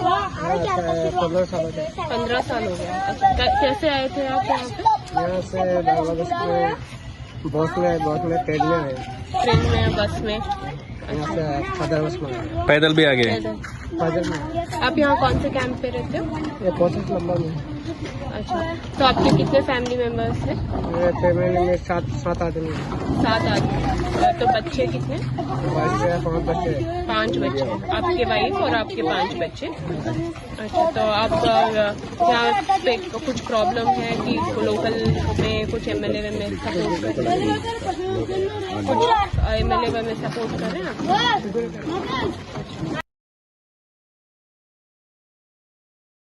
बर्मा में बहुत ज्यादा लड़ाई हो रहा है, इसलिए सब लोग इधर आ गया। फिर बांग्लादेश में है, इधर भी है। कितने फैमिली? 12 साल भी हो रहा, 10 साल भी हो रहा, 8 साल भी हो रहा है। ऐसा लोग सब लोग इधर भी है, उधर भी है। कितने कैंप है यहाँ पे? यहाँ पे आम 9 कैंप होगा। अच्छा आपका क्या यहाँ पे कैसे मदद मिल रहा है आपको? क्या कुछ भी मदद नहीं है। 9 दिन के पहले एक बार NCR का तरफ राशन मिला, थोड़ा सा चावल 30 किलो चावल मिला, 10 किलो आटा भी मिला, और कुछ भी नहीं मिलता। अच्छा तो आप डेली रोजगार क्या? रोज आटा चलता, रोज घर वाला काम पे जाता। आपको कितना मुश्किल हुआ इधर आने में आपको? तो मुश्किल ज्यादा हो रहा है। नहीं आप कैसे आए यहाँ पे? ट्रेन से आए। ट्रेन से आए? अच्छा कितने दिन लगेंगे ऐसे? कैसे कितना मुश्किल से आए थे? 8 दिन लगता। अच्छा सिर्फ ट्रेन पे? कितने अपने पूरे परिवार के साथ आए थे? पैदल भी चलता 2 दिन, ट्रेन से भी 3 दिन लगता, 8 दिन लगता इधर आए। अच्छा, ये लोकल में कुछ एमएलए वाले हेल्प कर रहे हैं आपके? नहीं, कुछ भी हेल्प नहीं। ठीक है, तो आप रोज में क्या करते हैं? दूसरा लोग देता है ना, 15 रुपया में सब लोग सिलता। अच्छा, 1 किलो 15 रुपया। अच्छा,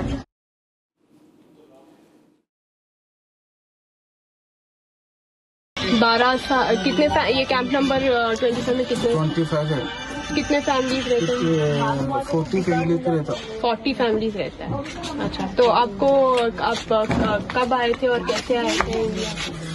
इंडिया से हम लोग 12 सब हो गए यहाँ। कैसे आए थे? हम लोग तो बॉर्डर से गाड़ी पकड़ के ट्रेन पकड़ के आए। अच्छा, इधर कुछ मुश्किल हो रहा है आपको, मतलब कुछ परेशानी? अभी तो मुश्किल नहीं हो रही, सब सही है, सब बराबर चल रहा है। तो आपको कुछ लोकल एमएलए सबका हेल्प मिल रहा क्या? हाँ, लोकल मेरे को कुछ भी लड़ाई उड़ाई कुछ भी नहीं हो रही। नहीं, कुछ एमएलए का सपोर्ट है? कुछ भी हमारे को सपोर्ट नहीं है। वो लोग आगे पूछ रहे क्या आप कैसे आपको कैसे खाना पानी मिल रहा है, क्या सब पूछ रहे क्या वो लोग? नहीं, सपोर्ट चाहिए तो ऐसा तो कुछ भी नहीं पूछ रहे। हम लोग अपना अपना काम करके खा रहे थे। यहाँ पे मोस्टली क्या काम करते हैं आप लोग? काम क्या करते हो आप लोग? हम लोग तो स्क्रैप का काम करते हैं। ठीक, There almost 30 families are living here with they're doing several menial works is what they are doing. This is one of the many camps that are in and around Hyderabad. This is, as we can see, this is one of the ginger and garlic business that they are doing. आपका नाम क्या है? मेरा नाम हाउसन अली। आप कब कहाँ से हो? हिंदी का अच्छा, आपको आता है हिंदी में? हिंदी नहीं आता है। आप कहाँ से हैं? म्यांमार। कब आए थे? आने का मेरा देश में झगड़ा है, रवारी है, हमारे का आकर के जान ले आ जा रही है। जान लेता है ना, विदेश में आ गए। अच्छा, कब कितने साल हो गए यहाँ आके? 3 साल में, 2012 में। अच्छा, ये यूनिसेफ का हेल्प मिल रहा है आपको? यूनिसेफ वाले आ रहे आके बात कर रहे? यूनिसेफ वाले, एनजीओ वाले, कुछ एनजीओ वाले या लोकल एमएलए वाले कुछ आके आपसे बात करके हेल्प कर रहे? हिंदी का ज्यादा। अच्छा, ठीक है। Shifting focus now to the big collaboration between Republic TV and Sputnik. Ladies and gentlemen, as Russian President Vladimir Putin's visit to India is expected tomorrow to further bolster mutually beneficial economic cooperation between India and Russia and pave the way for bolstering Indian exports across a range of sectors. Now, ahead of this, a Kremlin spokesperson has essentially spoken to Sputnik, talking about what is high on the agenda for Putin's visit to India. So what are we to really expect on 4th and 5th of December when President Putin is here in India in terms of the governmental agreements that are likely to take place? Now, this is a Sputnik news break getting us details of what's basically expected in the next few days. We have basically got some details of what is expected, and then we'll straight away go across to Sputnik Moscow reporter joining us.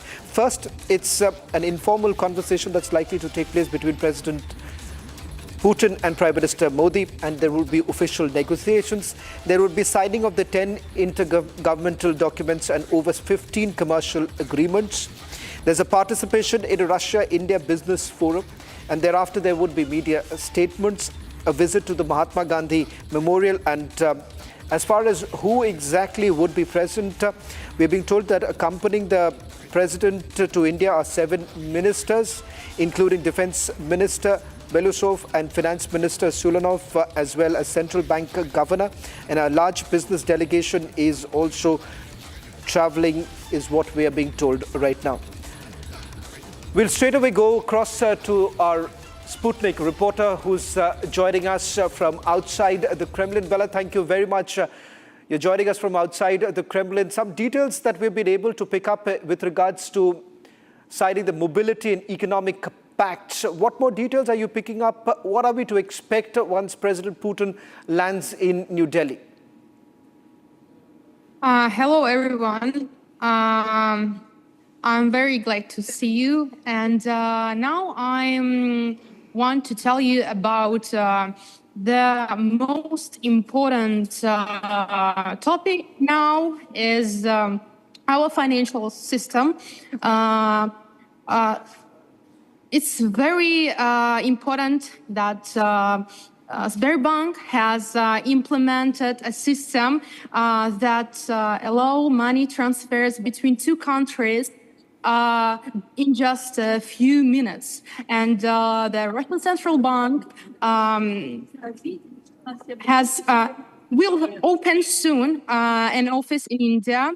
And it's very important because this operation can resolve all our financial issues, our financial matters that we have, and to circumvent sanctions, Russia and India have agreed to conduct transactions in our national currencies, Russian rubles and Indian rupees. And this helps to avoid all issues and problems with dollars that we have. That's all, maybe. It's a very important topic nowadays. Well, I'll just request you to stay on with us because we are also getting in some more details with regards to the Chennai-Vladivostok deal that has already been signed and the movement that's essentially going to take place. India and Russia, what we are being told is ahead of President Putin's visit, we are also picking up details in terms of the Chennai-Vladivostok route, which is basically high on agenda in terms of the transportation of various materials that are likely to take place and how exactly Chabar would play an important role here. Let me go back to Bella, who's joining us from Sputnik's Moscow office. Bella, with regards to the Chennai-Vladivostok Pact, this was already signed in the past. In terms of the movement, in terms of trade, there is a clear indication that has come in from the Deputy Prime Minister that Russia essentially wants to double up trade right now with India. How exactly does Russia really view this? What are we to really expect on these lines? I think Russia is very interested to help our friend as India. And nowadays, we creating the new area, our financial area, our military affairs relations, and our strategic planning is very important that we creating today. I think so. That's very important. Thank you very much, Bella, for joining us on this broadcast. In fact, over the next 2 days, we would be having Sputnik's reporters from across the globe joining us and giving us insights into what is really expected from the meeting that's going to take place between President Putin and Prime Minister Modi. A joint collaboration with the largest team of reporters on the ground and a collaboration like never before. That's all that we could pack in this edition of This Is Exclusive. Coming up, trending with my colleague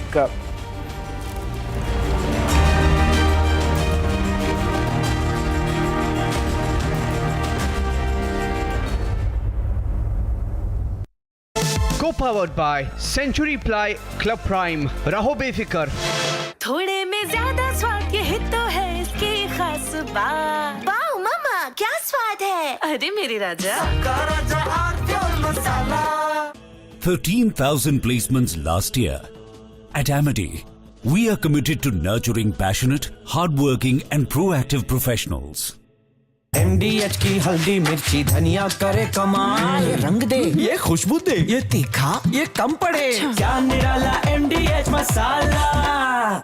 इसको घर पे लगाओगे तो शादी का तो पता नहीं, पर घर पक्का नहीं टूटेगा। रूंगटा नहीं तो घर स्ट्रॉन्ग नहीं। रूंगटा स्टील TMT बार एकदम solid.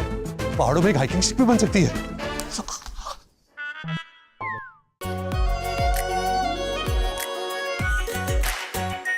Are pure shahi paneer masala, delicious, healthy everyday.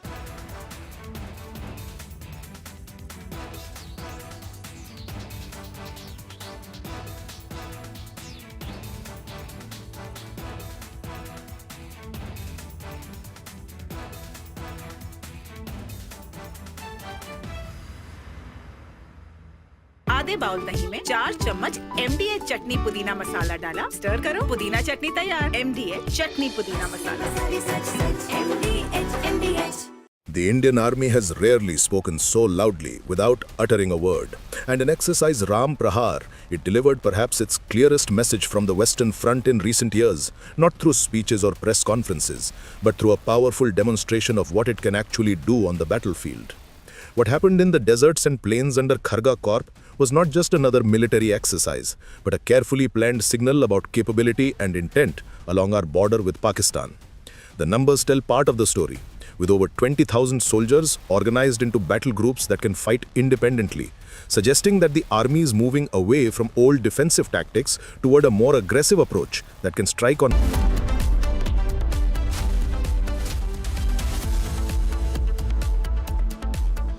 Co-powered by Century Ply Club Prime. रहो बेफिक्र। आर प्योर सूजी पास्ता उबालो, मिलाओ और खाओ। 8 मिनट में तैयार। क्या टेस्ट है सबका राजा, आर प्योर मसाला। पैसा लगाना है तो सेंचुरी प्लाई क्लब प्राइम पे लगाओ। डूबेगा नहीं, जलेगा भी नहीं, कोई खा नहीं जाएगा, धोखा नहीं देगा, ऊपर नीचे भी नहीं होगा, सेफ रहेगा, सिक्योर्ड, मिनिमम 30 साल का रिटर्न देगा। अब इससे बेटर इन्वेस्टमेंट है तो बताओ। सेंचुरी प्लाई क्लब प्राइम, रहो बेफिक्र। अब छोलिया हो या लोबिया, सफेद चने या काले चने, सब कुछ मजेदार बने। केसरिया से मन जोगी हुआ रे, दिल झूमे देखो मतवारा हुआ रे। केसरिया से मन जोगी हुआ। हर पल मनाओ केसरी त्योहार। विमल, बोलो जुबान केसरी। थोड़े में ज्यादा स्वाद, यही तो है इसकी खास बात। वाओ मामा, क्या स्वाद है। अरे मेरे राजा। The Indian Army has rarely spoken so loudly without uttering a word. And in exercise Ram Prahar, it delivered perhaps its clearest message from the Western Front in recent years, not through speeches or press conferences, but through a powerful demonstration of what it can actually do on the battlefield. What happened in the deserts and plains under Kharga Corp was not just another military exercise, but a carefully planned signal about capability and intent along our border with Pakistan. The numbers tell part of the story, with over 20,000 soldiers organized into battle groups that can fight independently, suggesting that the army is moving away from old defensive tactics toward a more aggressive approach that can strike on multiple fronts at once. This is not the army that waits behind borders anymore, but one that is ready to take the fight into enemy territory if provoked. The scenario itself, a cross-border offensive in response to a Pakistani attack, makes clear that India is no longer content with merely defending its borders, but is prepared to hit back hard and fast. What makes Ram Prahar different from past exercises is how everything worked together like a well-oiled machine. Tanks like the T-90S Bhishma and upgraded T-72 with night vision capabilities worked alongside artillery guns like the K-9 Vajra and Pinaka rocket launchers that can hit targets 90 kilometers away. The army showed it could cross deep rivers under fire using special bridge-laying tanks that can set up a 20-meter bridge in less than 4 minutes while enemy guns are firing at them. Special forces were dropped at night from heights of 25,000 feet deep behind enemy lines, showing that Indian forces can strike anywhere, not just at the border. But the real story is not about tanks and guns alone, but about how technology has changed warfare itself.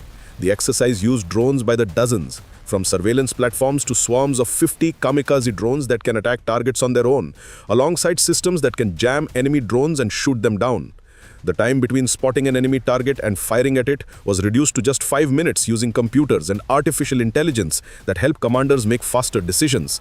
Electronic warfare units jammed enemy communications across multiple frequencies while keeping Indian networks secure, and cyber teams practiced attacking enemy command centers digitally.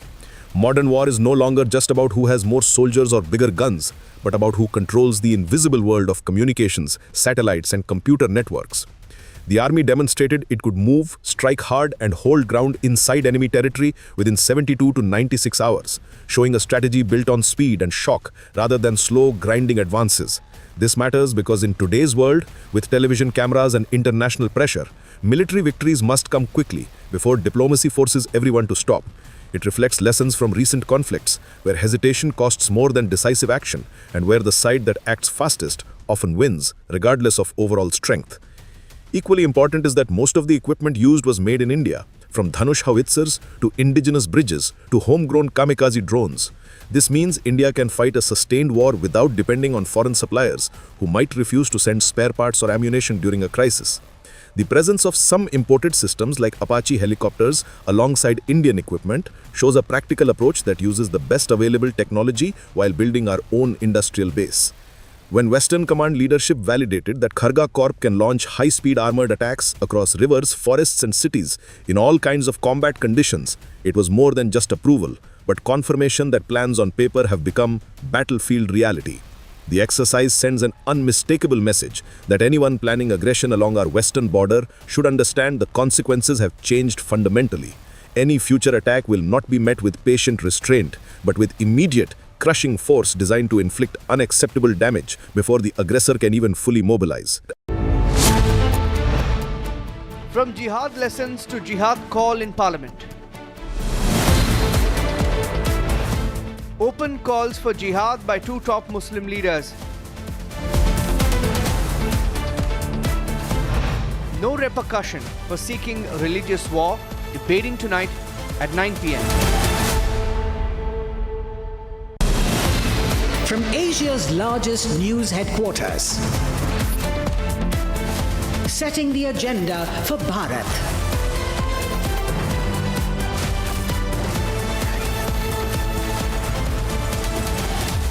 You're watching Republic.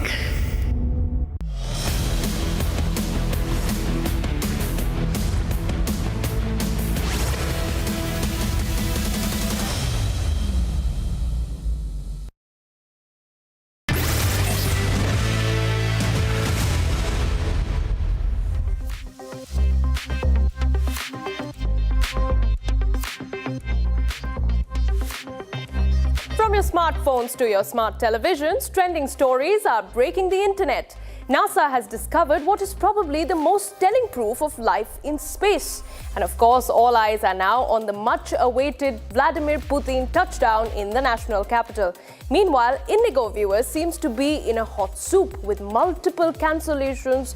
We can only wonder what is happening to the most trusted airline in India. And in the world of sports, the India-South Africa match is also making headlines. And last but certainly not least, a particular Congress MP, quote-unquote, barked at media, quite literally. The internet, of course, is having an absolute field day. We have this and a lot more for you. I am Oyana, and this is Trending.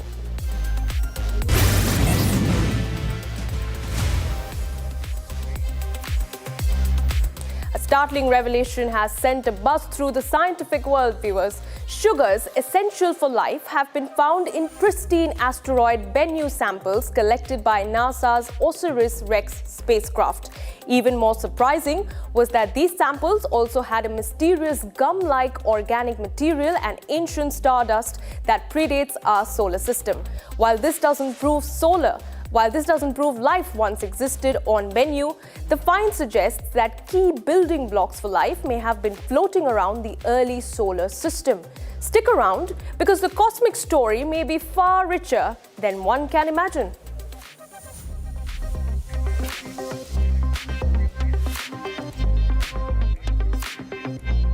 The DNA carries our genes, But RNA is just as vital for life. Scientists have now found that the sugar ribose from RNA in asteroid Bennu. But what makes Bennu special is the absence of deoxyribose, the sugar found in DNA. Scientists spoke that this supports the RNA world hypothesis, suggesting early life may have relied on RNA to store information and drive reactions. So essentially, these space rocks are giving us clues about how life might have gotten its start.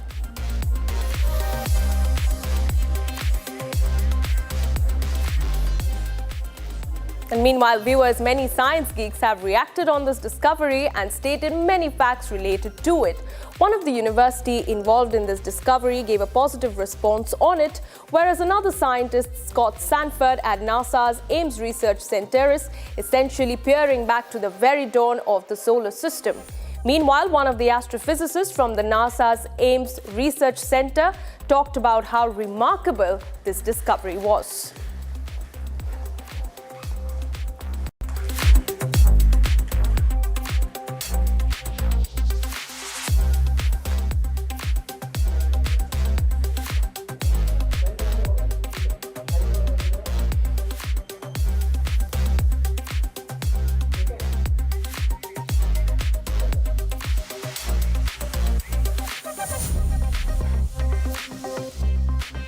All right, viewers, India witnesses an important development as the nation officially commences its hosting duties as Russian President Vladimir Putin officially lands in India tomorrow.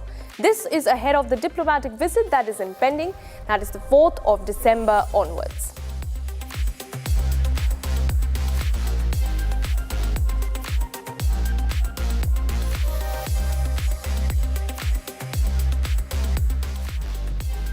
Hi viewers, Indigo faced a major operational crunch with around 130 flights cancelled across key airports and terminals, struggling with heavy backlogs.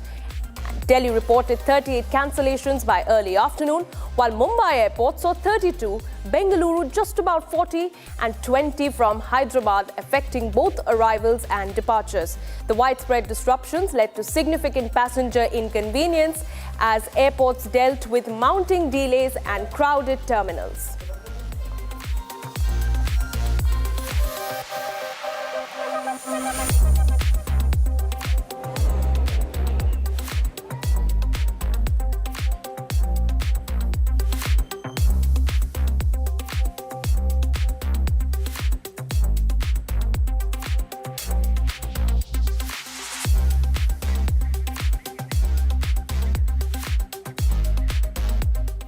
Viewers, the much talked about India versus South Africa series has its second ODI match played today, held at Shahid Veer Narayan Singh International Cricket Stadium in Raipur. And the moments from the match, priceless and absolutely a rage online. Let's take you through the plethora of viral moments leading up to this match and during the match.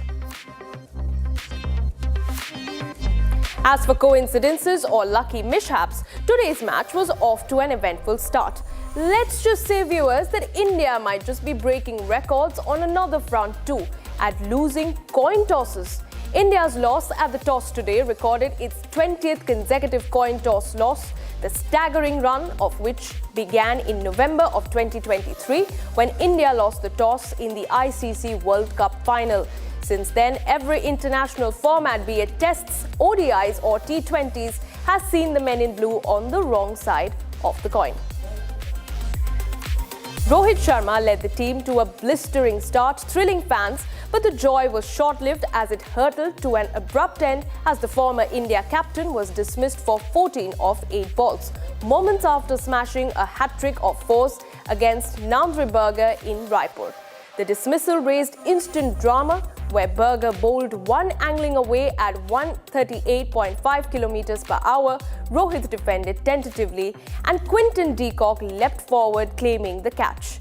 The on-field umpire remained unmoved, but South Africa opted for DRS, and the replay stunned Rohit. Ultra Edge showed a clear spike as the ball passed the bat, confirming the faint outside edge. Rohit, visibly surprised, walked back reluctantly after a promising burst that had put India in early control.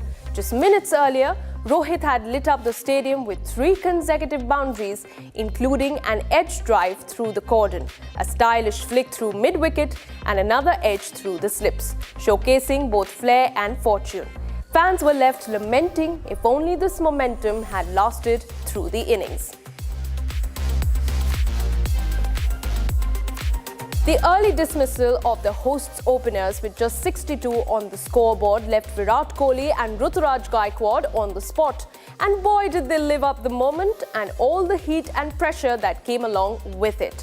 With Kohli hitting a sparkling consecutive century and Gaikwad smashing 105 of 83 balls with 12 fours and 2 sixes, the match was no less of a nail-biting experience for the Indian audience, leaving South Africa to chase 277 on a dewy pitch as India chased a series win.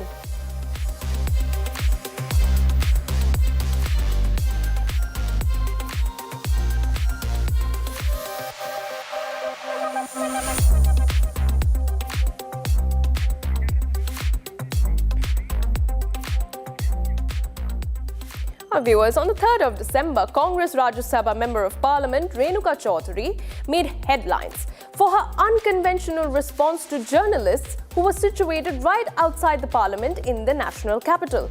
When pressed about a potential privilege motion against her stemming from an earlier incident where she brought a stray puppy to the Parliament premises, she imitated a dog's bark, quite literally.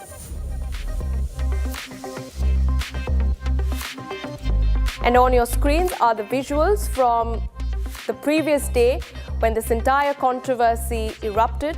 The Congress MP seen bringing in a stray puppy into the Parliament premises, after which, when she was confronted by journalists, quite literally, she barks at the media, and this is her response. Take a look.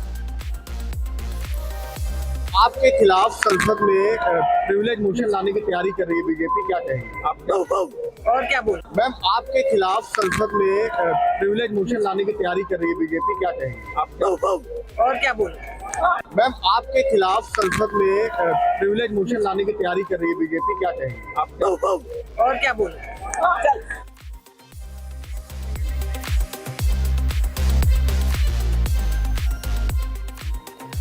Hi viewers, this bite has unsurprisingly gone massively viral. On your screens are the responses that are now coming in, and while the comments are many, the sentiment across the internet remains the same.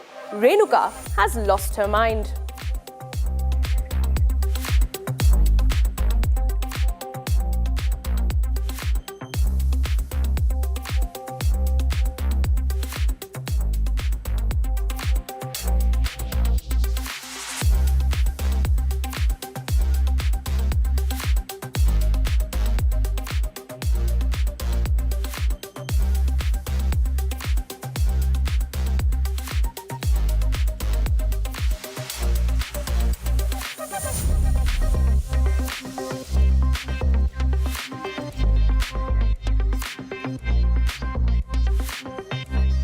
My viewers, Kotak Mahindra Bank founder Uday Kotak on the 3rd of December said that Indian business should be ready to face the impact of Indian rupee hitting a record low of rupees 90 against US dollar and shake out of the comfort zone.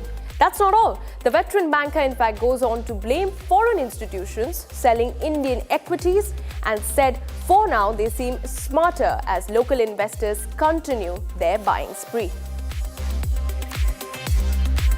The rupee versus dollar row, viewers, has shaken up all of the nation, and yet another notable reaction to note is from our very own Union Minister Piyush Goyal.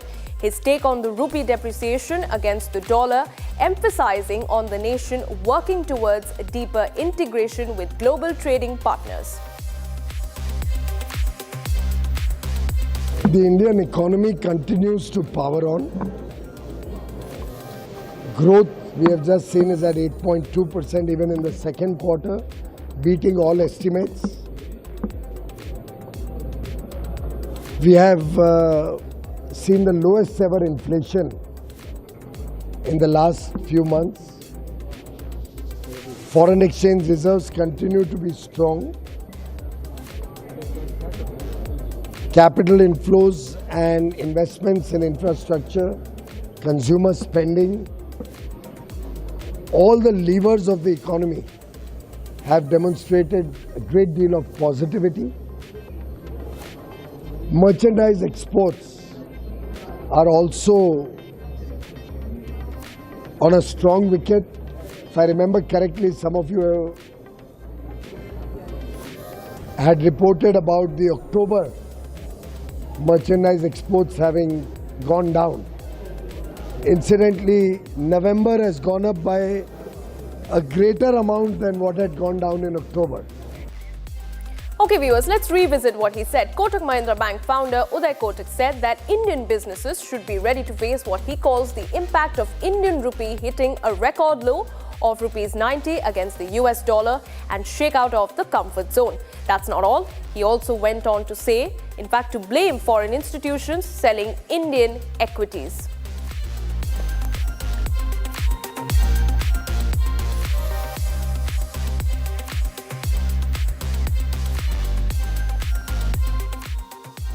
Hot off the plates and straight to your screens, here are the hot trends of the day.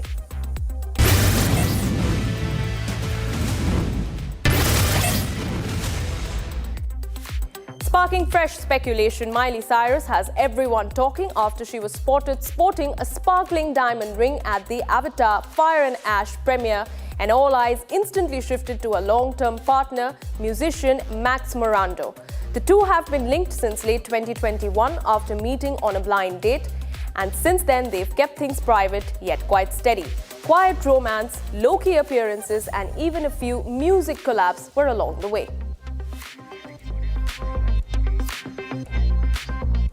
And there's excitement outside Gurgaon's Magnolia Bakery has been soaring with hour-long queues every single day. In the middle of this craze, a local man named Deepak Sehrawat pulled off a clever free dessert hack. He bought extra treats, picked up his order, then sold the extras at double the price to someone still waiting. The profit covered his own bill, making his desserts effectively free. His new business opportunity Unlocked video has gained attention over the internet and has now crossed 8 lakh views. Passengers on a packed Southwest Airlines flight got an unexpected holiday season surprise when a grey cat wriggled free from its carrier mid-air and started wandering down the aisles. And yes, someone caught it all on video. As chaos turned cute, a flight attendant gently scooped up the calm cat and paraded it down the cabin while the crew tried to locate its owner. Eventually, the rightful owner claimed the pet and the cat was safely returned to its carrier.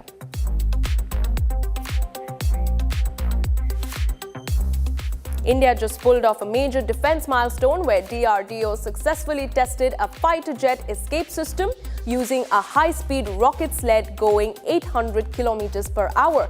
The trial validated critical safety steps. The canopy was severed, ejection sequenced perfectly, and even a dummy pilot was recovered successfully.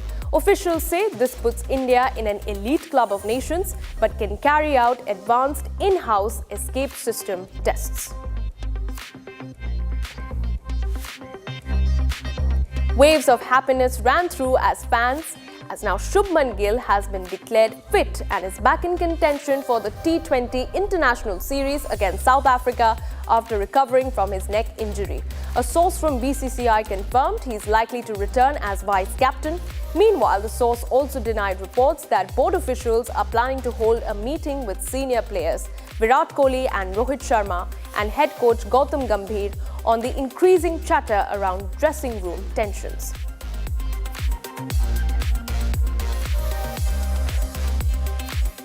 After facing online backlash, music composer and filmmaker Palash Muchal has now taken a spiritual approach. Palash Muchal recently visited Premanand Maharaj at Sri Radha Keli Kunj, his ashram in Vrindavan. A picture of Palash Muchal wearing a mask is doing rounds on social media. Earlier this week, he was photographed at the airport, making his first public appearance after the wedding was postponed due to multiple medical emergencies.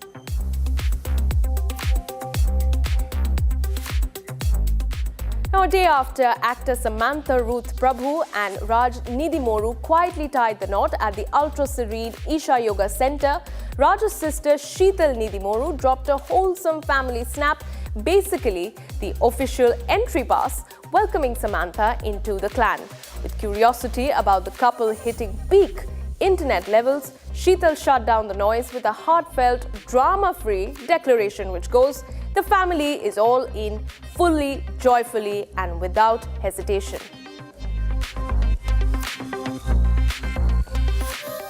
Aamir Khan Productions made the quirkiest film announcement with Happy Patel, Khatarnak Jasoos, which will be marking Veer Das's directorial debut.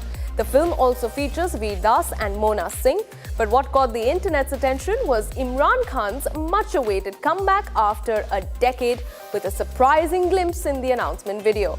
His last release was Katti Batti with Kangana Ranaut in 2015, followed by his directorial debut with the short film Mission Mars, Keep Walking India in 2018. Fans can't keep their calm as star Ranveer Singh is about to make his return to the big screen after 2 whole years. But there is one more reason that makes this film special.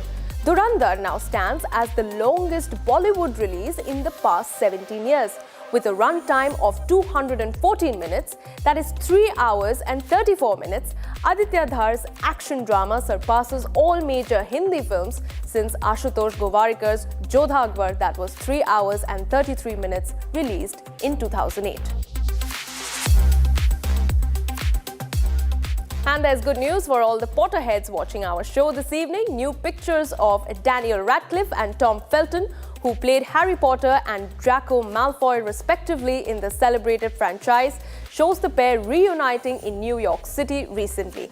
What makes this reunion all the more special is that it was captured after more than a decade. The picture that has now gone viral shows the two co-stars hugging and exchanging greetings.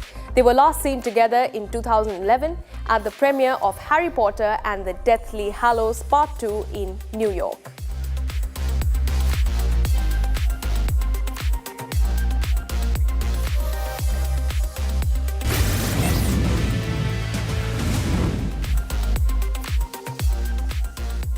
And viewers, ahead of Navy Day 2025, the celebrations and tributes of which are impending on the 4th of December, that is tomorrow, the Indian Navy took to social media platform X to celebrate the courage, the commitment and the professional excellence of their forces. A force that protects us at sea and catalyzes India's maritime rise. And this, viewers, is how we close this show tonight with a tease into what lies ahead for the Indian Navy. Thanks for watching.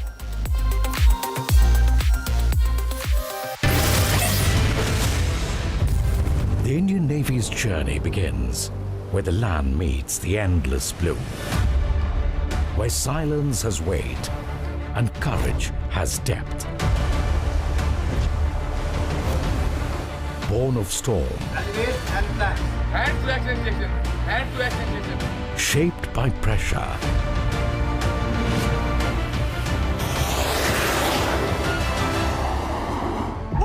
forged by the sea.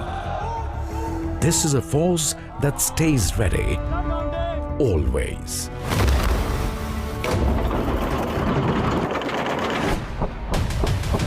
It sharpens its edge every moment,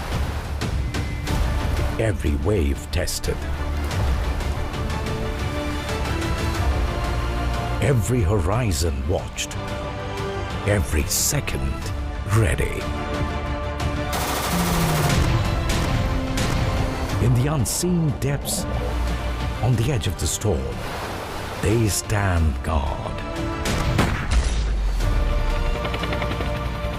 The Navy's true power lies in its people. Men and women who carry the ocean in their resolve. And when the moment demands, their discipline becomes action. Their courage becomes command.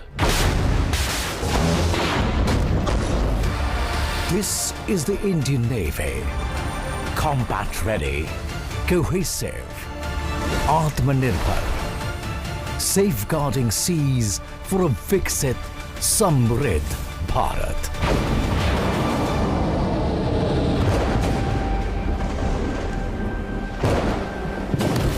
Indian Navy, forged by the sea.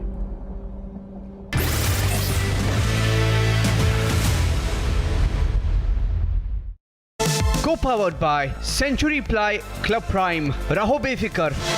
दादी के हाथों का जादू और खुशबू से महकता घर, माँ की मुस्कुराहट और खाने की सुगंध, MDH गरम मसाला, क्योंकि हर रिश्ता है स्वाद से जुड़ा. पैसा लगाना है तो सेंचुरी प्लाई क्लब प्राइम पे लगाओ. डूबेगा नहीं, जलेगा भी नहीं, कोई खा नहीं जाएगा, धोखा नहीं देगा, ऊपर नीचे भी नहीं होगा, सेफ रहेगा, सिक्योर्ड, मिनिमम 30 साल का रिटर्न देगा. अब इससे बेटर इन्वेस्टमेंट है तो बताओ. सेंचुरी प्लाई क्लब प्राइम, रहो बेफिक्र. R pure shahi paneer masala, delicious, healthy everyday. केसरिया से मन जोगी हुआ रे, दिल झूमे देखो मतवारा हुआ रे. केसरिया से मन जोगी हुआ. हर पल मनाओ केसरी त्योहार. विमल, बोलो जुबान केसरी. MDH की हल्दी मिर्ची धनिया करे कमाल. ये रंग दे, ये खुशबू दे, ये तीखा, ये कम पड़े. क्या निराला MDH masala.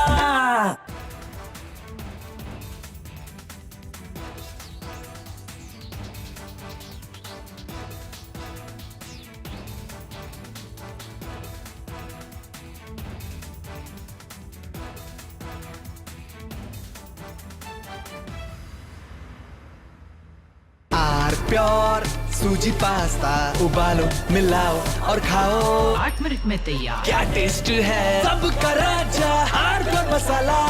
The Indian Army has rarely spoken so loudly without uttering a word. And in exercise Ram Prahar, it delivered perhaps its clearest message from the Western Front in recent years, not through speeches or press conferences, but through a powerful demonstration of what it can actually do on the battlefield. What happened in the deserts and plains under Kharga Corp was not just another military exercise, but a carefully planned signal about capability and intent along our border with Pakistan. The numbers tell part of the story, with over 20,000 soldiers organized into battle groups that can fight independently, suggesting that the army is moving away from old defensive tactics toward a more aggressive approach that can strike on multiple fronts at once. This is not the army that waits behind borders anymore, but one that is ready to take the fight into enemy territory if provoked. The scenario itself, a cross-border offensive in response to a Pakistani attack, makes clear that India is no longer content with merely defending its borders, but is prepared to hit back hard and fast. What makes Ram Prahar different from past exercises is how everything worked together like a well-oiled machine.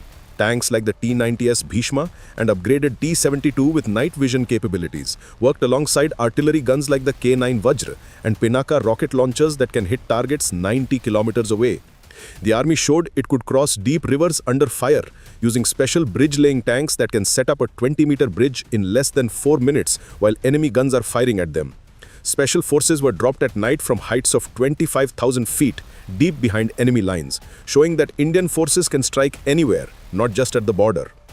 But the real story is not about tanks and guns alone, but about how technology has changed warfare itself. The exercise used drones by the dozens, from surveillance platforms to swarms of 50 kamikaze drones that can attack targets on their own, alongside systems that can jam enemy drones and shoot them down. The time between spotting an enemy target and firing at it was reduced to just 5 minutes using computers and artificial intelligence that help commanders make faster decisions.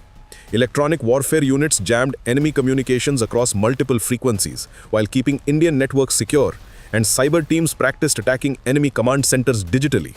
Modern war is no longer just about who has more soldiers or bigger guns, but about who controls the invisible world of communications, satellites, and computer networks.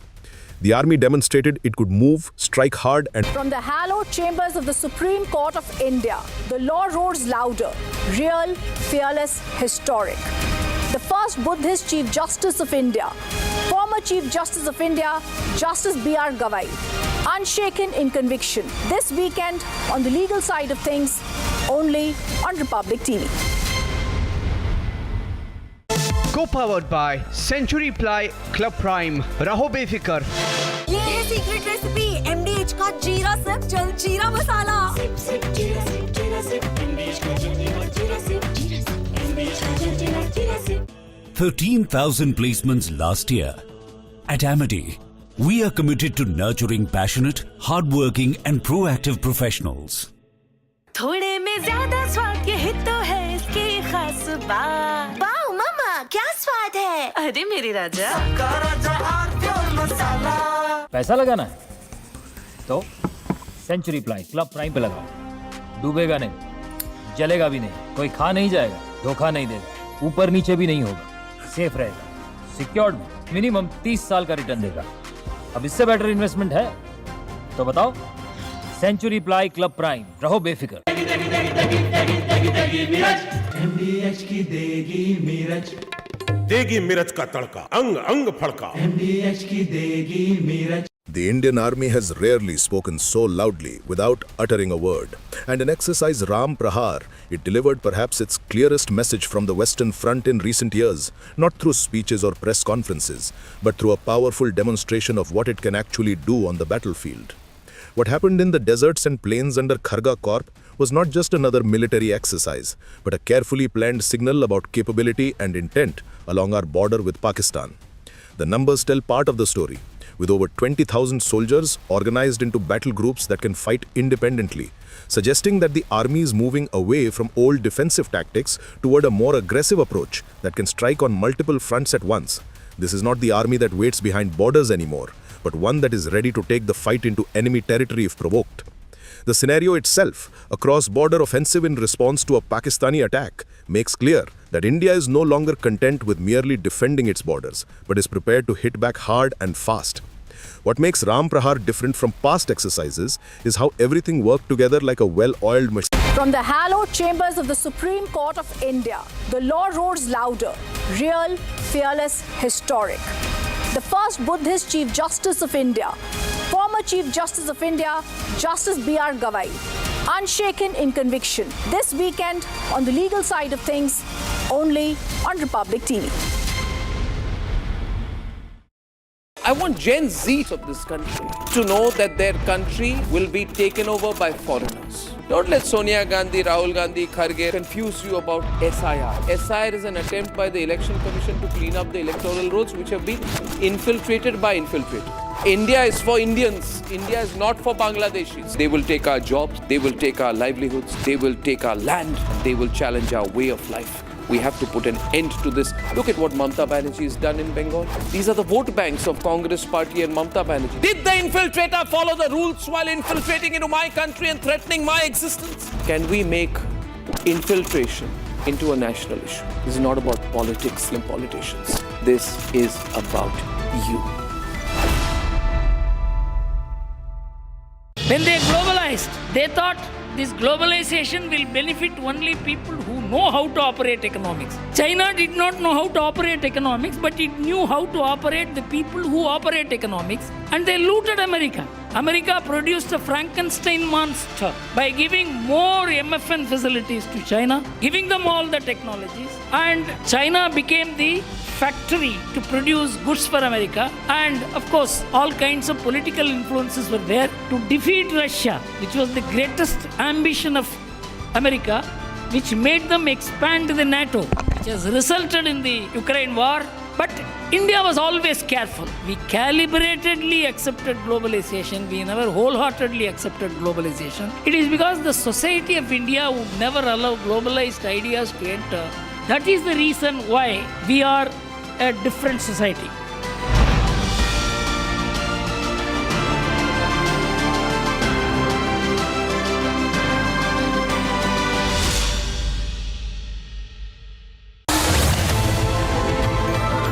From Moscow to Delhi, the world is watching as Russian President Vladimir Putin arrives in India. Stay tuned to unprecedented on-ground coverage. I'm Bella Nagoeva reporting for the Republic Sputnik joint broadcast. The best of India and Russia. Republic and Sputnik get you the most comprehensive coverage of the Putin-Modi summit.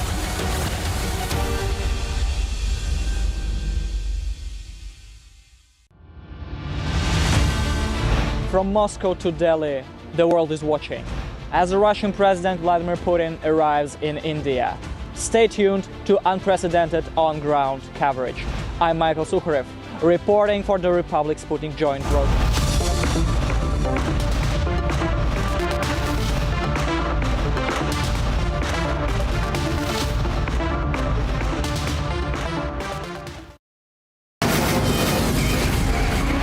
From the Republic Media Network headquarters, it's time for Arnab Goswami on the debate.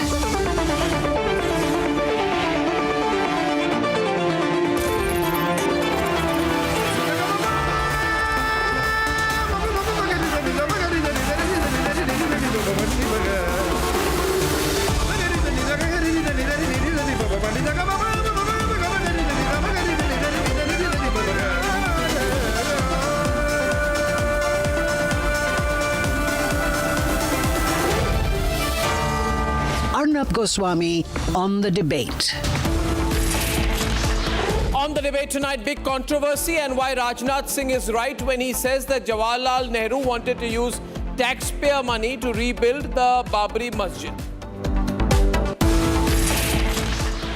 At 8:30 p.m. tonight, the Congress party, which has said that Congress means Muslim and Muslim means Congress, now insults Hindu gods and deities from an open forum. And at 9 o'clock tonight, why this talk of jihad inside and now outside Parliament is something we should all be concerned about. Why is everyone talking about jihad?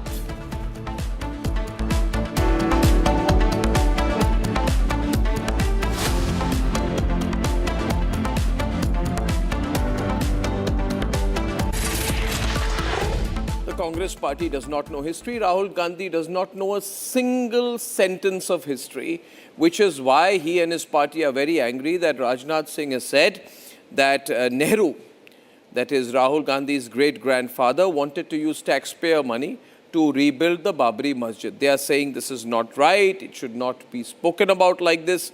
But the fact is, ladies and gentlemen, what did Rajnath Singh say? Rajnath Singh spoke at the Sardar Sabha in Vadodara, and he made a simple and factual distinction: Patel's secularism versus Nehru's Muslim appeasement.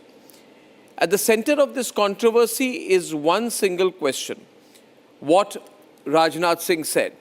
This is not a reinterpretation, this is not revisionism, this is a question. Did Nehru want public funds for Babri? Did Patel oppose him? Rajnath Singh said Sardar Vallabhbhai Patel was truly secular. When Jawaharlal Nehru spoke about spending government funds on the Babri Masjid, Sardar Vallabhbhai Patel opposed it. Please hear what Rajnath Singh said. I'll play the clip. Okay, that clip is apparently not there with us, but we'll go back to it. In any case, what happened was that the Congress party went into immediate meltdown. Now, we need to talk about whether Rajnath Singh spoke the truth or not. Ladies and gentlemen, this is not WhatsApp history. This is the Maniben Patel diary. Maniben Patel, daughter of India's first Deputy Prime Minister Sardar Vallabhbhai Patel, covering the period from June 8, 1936 to his death on December 15, 1950. Every word that Rajnath Singh has referred to has been published, documented and archived. Here it is, page 24, verbatim entry, dated 20th September 1950. Nehru also raised the question of Babri Masjid, but Sardar made it clear that government could not spend any money for building a mosque. He told Nehru that the question of the reconstruction of the Somnath temple was quite different, as a trust had been created for the purpose and about 30 lakh collected. Patel told Nehru that it was a trust of which Jam Saheb was the chairman and Munshi a member, and no government money was going to be used for this purpose. This silenced Nehru. Nehru was against the reconstruction of the Somnath temple, and Nehru wanted government money to be used, ladies and gentlemen, for the Babri Masjid construction. This is the kind of Muslim appeasement. For some strange reason, the Congress party has been anti-Hindu all along. It's an anti-Hindu party, a Muslim-only party, and the Congress party pretends that Nehru was neutral on Ayodhya. He was not. On December 22nd, 1949, some people entered the Babri Mosque compound in Ayodhya and placed idols of Lord Ram and Goddess Sita under its central dome. On 26 December 1949, Nehru wrote an urgent letter to the then UP Chief Minister Govind Ballabh Pant saying, and this is a dangerous example, there will be very bad consequences. On February 1950, he wrote to the Uttar Pradesh Chief Minister, keep me informed about the Ayodhya situation. There will be repercussions across India, especially Kashmir. Then he said, he writes to KG Mashruwala saying, I am convinced that if we on our side behaved properly, meaning Hindus according to Nehru were badly behaved, Muslims were well behaved, according to Nehru, Hindus were badly behaved. On July 1950, he wrote to Shastri, trouble may spread to Mathura. Nehru's lens was clear. Ayodhya equals liability, embarrassment, and an international problem. Ladies and gentlemen, this is the reality. So when Rajnath Singh says that Sardar Patel blocked Nehru's desire to use government funds for Babri, he is quoting a documented reality. The Congress party calls it a lie without providing a single counter document. Nehru's own letters show he is uncomfortable with Hindu sentiment. We are not rewriting history today. We are showing the mirror to this Congress party. A party which was founded by foreigners. A party which is anti-Hindu. A party which believes only and only in Muslim and only Muslim and only Muslim appeasement. Let's debate. A sharp political charge. Defence Minister Rajnath Singh alleging that Jawaharlal Nehru wanted the Babri structure built using public funds. Vallabh भाई पटेल उदार व्यक्ति भी थे, वे सच्चे अर्थों में secular थे, पंथ निरपेक्ष थे, वे तुष्टीकरण में विश्वास नहीं करते थे। जब पंडित जवाहरलाल नेहरू बाबरी मस्जिद के मुद्दे पर सरकारी खजाने से पैसा खर्च करने की बात जब उन्होंने छेड़ी थी, सरकारी खजाने से पैसा खर्च करके बाबरी मस्जिद बनवाई जानी चाहिए, उसका भी विरोध यदि किसी ने किया था तो गुजराती मां की कोख से पैदा हुए सरदार वल्लभ भाई पटेल ने ही किया था, मेरे बहन भाई। A claim that cuts right through the Congress's decades-long narrative on secularism. And this is what the Congress had to offer in response. ये सब डिस्ट्रैक्शन है, असली मुद्दे हैं, बहुत महत्वपूर्ण मुद्दे हैं जिन पे चर्चा होनी चाहिए, जिन पे बात होनी चाहिए, और ये सब रोज ये कुछ ना कुछ डिस्ट्रैक्शन उठा लेते हैं ताकि हम फिर बयान दें, वो बयान दें, और जो असली मुद्दे हैं पब्लिक के वो उस पे कोई चर्चा ना हो। A denial so thin that it collapsed under the weight of one diary entry and one letter. The BJP's counter-offensive was quick. Sudhanshu Trivedi, citing diaries, letters and published collections of Maniben Patel, daughter of Sardar Patel, to back Rajnath Singh's remarks.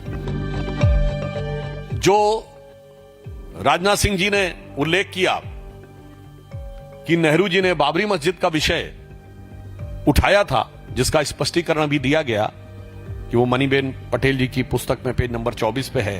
Congress उस समय भी भारत की इस मूल आत्मा के विरुद्ध खड़ी थी कि कांग्रेस के अंदर उस समय जो भाव था उसने आज बहुत विकराल रूप में कांग्रेस के वास्तविक चरित्र पे कब्जा कर लिया है, जो भारत के वास्तविक चरित्र से कंट्रास्ट में है, एकदम धुर विरोध में। But while the Congress rejected the claim, another political front opened, this time in West Bengal. Just a day ago, a Trinamool Congress MLA issued an open dare to the administration, wanting to rebuild a Babri in Bengal. Babri मस्जिद का शिलान्यास होगी 6 दिसंबर। State का मेरा नेता सब लोग को संहति दिवस भी उद्यापन होगी। मैं वहाँ का बेलडंगा में एक बाबरी मस्जिद 3 साल के लिए काम चलेगी, इसीलिए उनका भित्ति स्थापन होगी। With Nehru's own records in question, Congress's rebuttal sounding thin, and the opposition leaders openly announcing Babri Foundation plans, the political battlefield has shifted again. And is Congress running from its own history?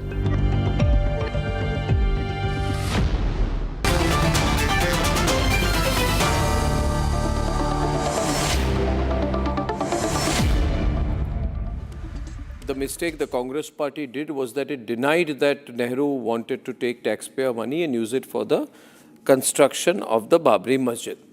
Now history is something which is has many footnotes, many chapters, and it is also in a written format. That's why I've got Hindol Sengupta, who's a historian tonight, along with Sanju Verma, and of course Ratnakar Tripathi of the Congress and Tariq Ahmed Lari of the Samajwadi Party. I have the facts with me. Hindol, question to you. Did Nehru want to use government money to build the Babri Masjid? I want to point out the fact that Maniben Patel's diary has been used over the years, over the decades, as a valid source for research on Sardar Vallabhbhai Patel and other issues related to that time. So any quotation that is provided from Maniben Patel's diary is a valid research document. This is a document that many researchers in India and around the world have used. Maniben Patel's diary was also used by, remember, the secretary at that time, V. Shankar, to mention his own reminiscences of that time. Maniben Patel's diary has also been used to talk about Sardar Patel's engagements with the various princely states. So any reference made to Maniben Patel's diary and what she said about Pandit Nehru's engagement with Sardar Patel must be taken at face value and must be considered valid. I also want to make the other point that you were also alluding to, Arnab, which is that there was indeed a debate between Sardar Vallabhbhai Patel and Pandit Nehru about the construction of the Somnath temple and other issues. And Pandit Nehru was indeed against the construction of the Somnath temple. Patel, in fact, left the task when he died to K.M. Munshi. It is also true that there are lots of archival references to Pandit Nehru being deeply uncomfortable about what was happening in Ayodhya. In fact, please remember that a lot of allegations were put finally on K.K. Nair, who was the local authority in charge, and he actually refused, in a sense, to do Delhi's bidding at that time, and in a sense let the idols remain in Ayodhya. But he faced a lot of chastisement from the central government of that time for this. So we have to put all of these things in context. And if we put all of these things in context, I do feel that Maniben Patel's diary and the words it contains should be taken at face value. Yes, but it also means that a matter which was in the legal domain, Nehru wanted to intervene. And it has been in some form of contention for over 150 years. Nehru had decided, Ratnakar Tripathi, to support the Muslim side. Now this explains a lot, because this explains that the Congress party has been anti-Hindu and pro-Muslim on this issue, supporting the Muslim side's claim. I wonder why. Why did he do so? After all, the matter, he should have been equidistant from it. He was Prime Minister, but he took a decision to support the Muslim claim and in fact wanted to spend money to build the Babri Masjid. So, are you done for this time? Shall I speak now? Speak. Yeah. So, if Nehru was pro-Muslim, anti-Hindu, with the same yardstick, Patel too was anti-Hindu, because he was his Home Minister till 15th December 1950. And I'm surprised. The historian said hundreds of words just to justify Maniben Patel's diary. I don't believe the daughters have privy to the official secrets and the discussions. Even then you just said that Nehru raised the question of Babri Mosque and then Sardarji clarified. So the thing was that Nehru said that if we provide funds for the reconstruction of Somnath temple, other party may raise the same about the Babri Mosque. Then Patel Sahab clarified, no, because it is being done by the trust and the fund is collected, it is a private thing. So don't distort the fact. Patel was you said Congress party was founded by a foreigner. And Sardar Patel was the president of this same party in 1931. And the university, Kashi Hindu Vishwavidyalaya, Banaras Hindu University, from where I studied, was really founded by a foreigner, Annie Besant, Central Hindu College. The Central Hindu College was converted in Kashi Hindu Vidyalaya. It was the basis of that and the base of that. And CHC is still there. So don't hit it. And what will you say? Subhash Chandra Boseji took help of the foreigners, Japanese, who were sympathetic to Hindus, and the Hindustan and the Bharat.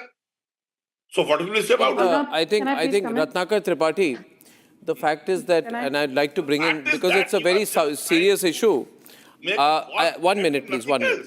On December 22nd, 1949, some people entered the Babri Mosque compound in Ayodhya and placed idols of Lord Ram and Goddess Sita underneath its central dome. Nehru got worried. Nehru thought his international image will be affected. Right? He was also upset with the Ayodhya district magistrate K.K. Nair, who refused to remove the idols. The district magistrate said, I don't care if it is the Prime Minister of India asking me, but I will not remove the idols. At that point of time, Nehru wrote to Govind Ballabh Pant saying, I hope you will interest yourself in the matter. This issue will have consequences on all India affairs and especially on Kashmir.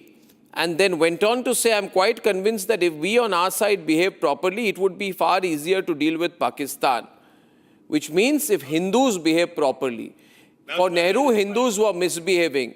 This truth has to come out now, which means that Nehru wanted to put the blame of the Babri Masjid situation, right, and whatever happened post-independence on the Hindu community, which means he's an anti-Hindu man. You want me to say it again? Nehru was as anti-Hindu as Sonia Gandhi and Rahul Gandhi, patently anti-Hindu. As Ram Manohar Lohia and as don't even take their names in the same breath, Sanju. As Madan Mohan Malvi ji. No, I listened to him. I will not debate like this. Who was the because when he was talking, don't be angry. I was absolutely quiet. No, I'm not getting I'm not angry. I just said that I was absolutely quiet. What do you mean, don't get angry? Am I not allowed to speak? I listened to him very patiently. Now, I don't want anyone heckling me. It's as simple as that. Arnab, you have very nicely elucidated. Nehru wrote a letter to Govind Ballabh Pant in 1949, showcasing his anguish and his angst at the fact that the Ram Lalla Murti was there outside the tent near the Babri Masjid premises. And he said, remove this or I will remove you as the Chief Minister. Finally, K.K. Nair, who was the district magistrate of Faizabad, which was the name for Ayodhya in those days, he lost his job. We don't know whether he resigned or he was asked to leave. That's not the point. There's also a letter by Nehru to Dr. Rajendra Prasad in 1951, where he says, I would urge you not to go for the inauguration of the Somnath temple because it reeks of Hindu revivalism.